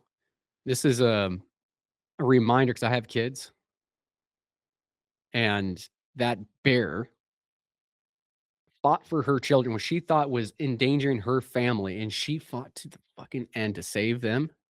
And Yep. I did the same for me. Yep. And I didn't think about the repercussions of what I did. I wasn't out there to kill a grizzly bear. And it's different. It's different when you're out there to kill a bear and you're doing that intentionally. And it's different to kill an animal when you didn't mean to. At least Yeah. that's how it feels for me. And it really made me think like, I didn't want that to happen to other people.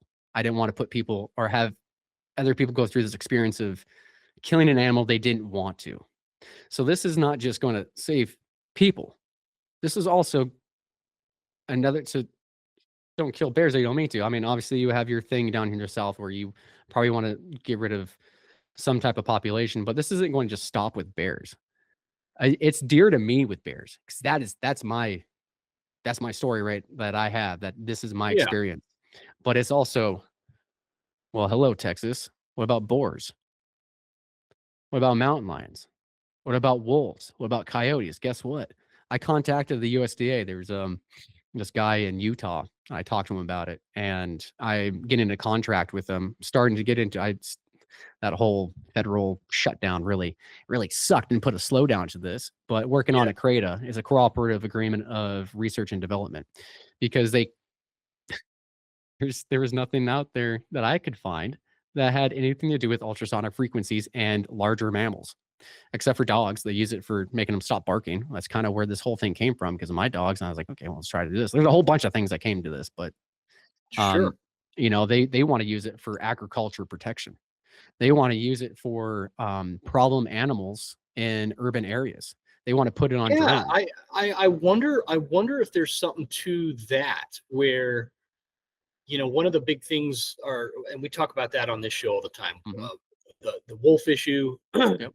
reintroducing these wolves that, yeah, without any kind of management behind it, Yep. like Colorado's doing right now. They're trying to get all these wolves. They keep releasing wolves into Colorado. They keep dying, and they keep re-releasing, trying to find more wolves to bring in there. But they're doing this under the guise that there's not going to ever be a management system. Management meaning trapping and hunting, Yep. right? And that's a problem. Wolf. There's no such thing as balance on the landscape without some kind of human management system in place. And so like a depredation, like one of these high frequency things could you put that on the edge of a pasture to keep wolves from coming Mhm. in and Yes. messing with the cattle without the frequency messing with the cattle's mind, right? And like, Yes. so the other thing I think of like here in Montana, we had like this wildlife biologist. She was walking up a trail to check. What they do is they put these nails in a post. So as bears walk by, they leave hair, and they can do all sorts of testing and get a bunch of data off of this hair. And so I think that's what she was checking. But she jumped a grizzly bear unknowingly. That grizzly bear attacked her. Mhm. She survived. And I mean, there's tons of cases like that. But what about mountain lions, like in California, attacking dogs in the backyard? Is that something that could be where the frequency can affect the mountain lion, but not the dog in the yard? So there's like this yin and yang we gotta work through here, and I think you got like the motivation to figure that out. Yeah, and another thing with the dogs, because everyone's like, "Hey, I go hiking with dogs and all that." Um, so I will put this out there. Yes, dogs will be able to hear it, but it's not a constant sine wave that's like being emitted constantly. It is how I always taught everyone else and how you go hiking. Hey, every 15 paces, make some noise, or 100 paces, whatever. So this device I have on a, not like, I guess you say like a timer, but it just goes through cycling every so often. It emits for a couple seconds at a frequency that we've tested that would be for bears or coyotes, wolves. And we like to modulate it so these animals don't get used to these noise, if that is somewhat of a habituation. Yeah, I've you have so many questions. I can answer them all, and I want to answer them You all. I really know, do. I don't really mean, do. I know I've kept No, and you. I want to. I can keep on talking. Honestly, like, dude, you want me on here for another hour? I will. But there's one thing, and that is apparently when you drink beer, that you have to go to the bathroom. So if you Well, get, I tell you what, yeah, let's kind of, because we're 2 hours into this, and so okay. let's maybe wrap this one up and Yeah, do I this also got again. ADAC I can talk about too. ADAC and saving my dad's life on ADAC. I got hunting stories if you want to talk about Yeah, that. I can talk about this. I can just yeah, talk man. about anything. So I yeah. love the idea of you kind of had this circumstance that happened, Hmm. and instead of like just being, not that everybody does this. I don't want other, because I've had a lot of other, we've had some bear attack folks on, Hmm. victims, I guess, but they don't act like victims, and you're not acting like a victim.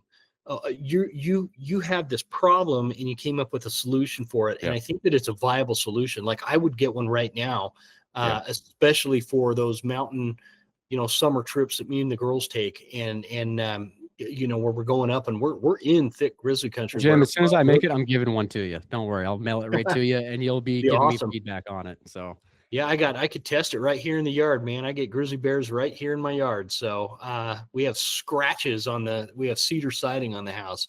There are scratches in our back window from bears coming and peeking in. I don't know if it was a yeah. griz or a black bear, but it was where I live in, one of the most abundant grizzly and black bear populations in the lower 48. And so, Lucky you.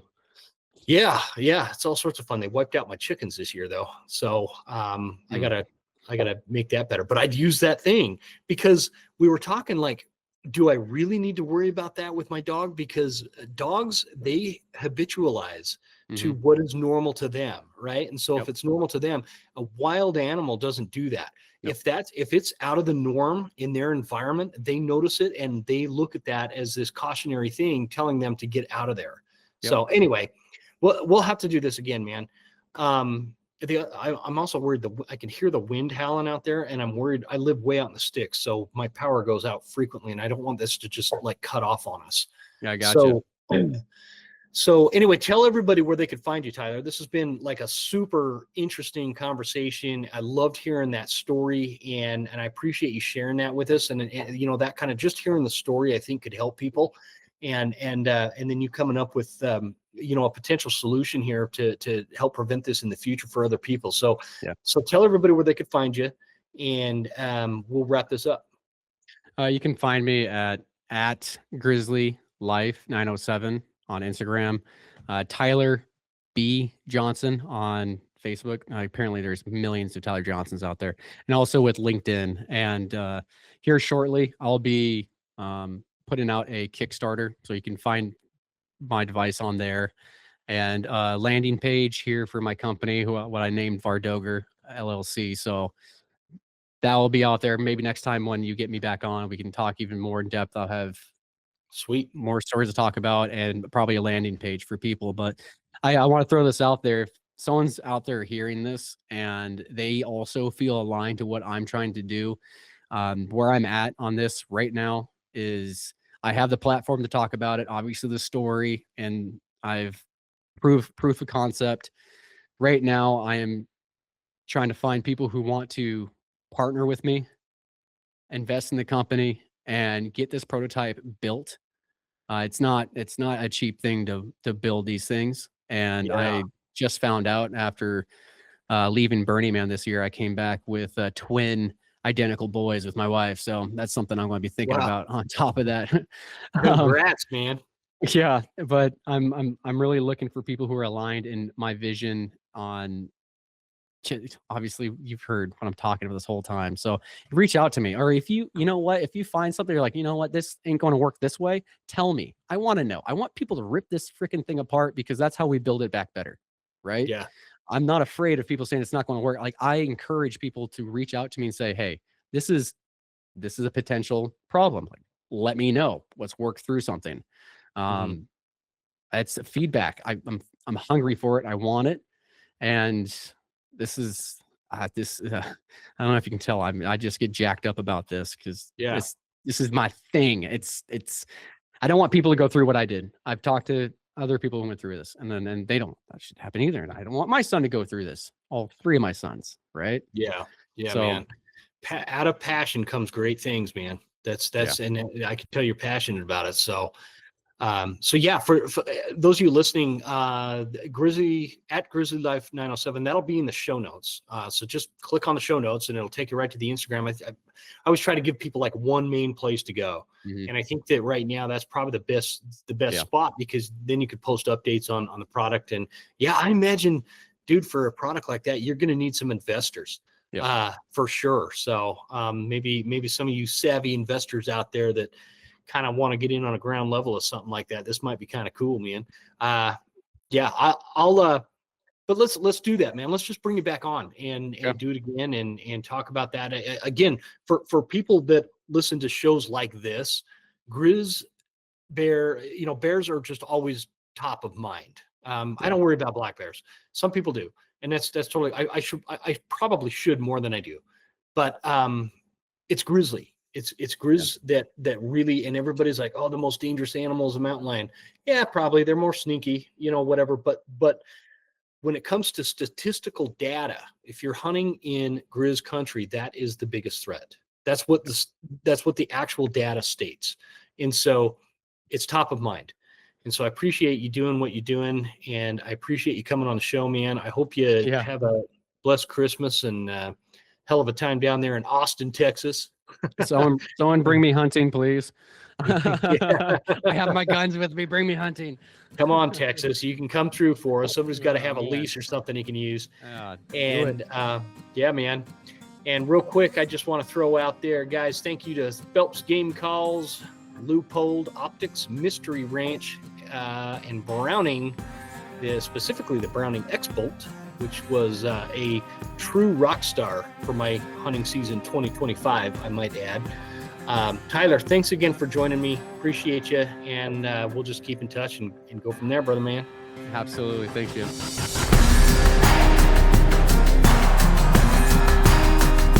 You made it!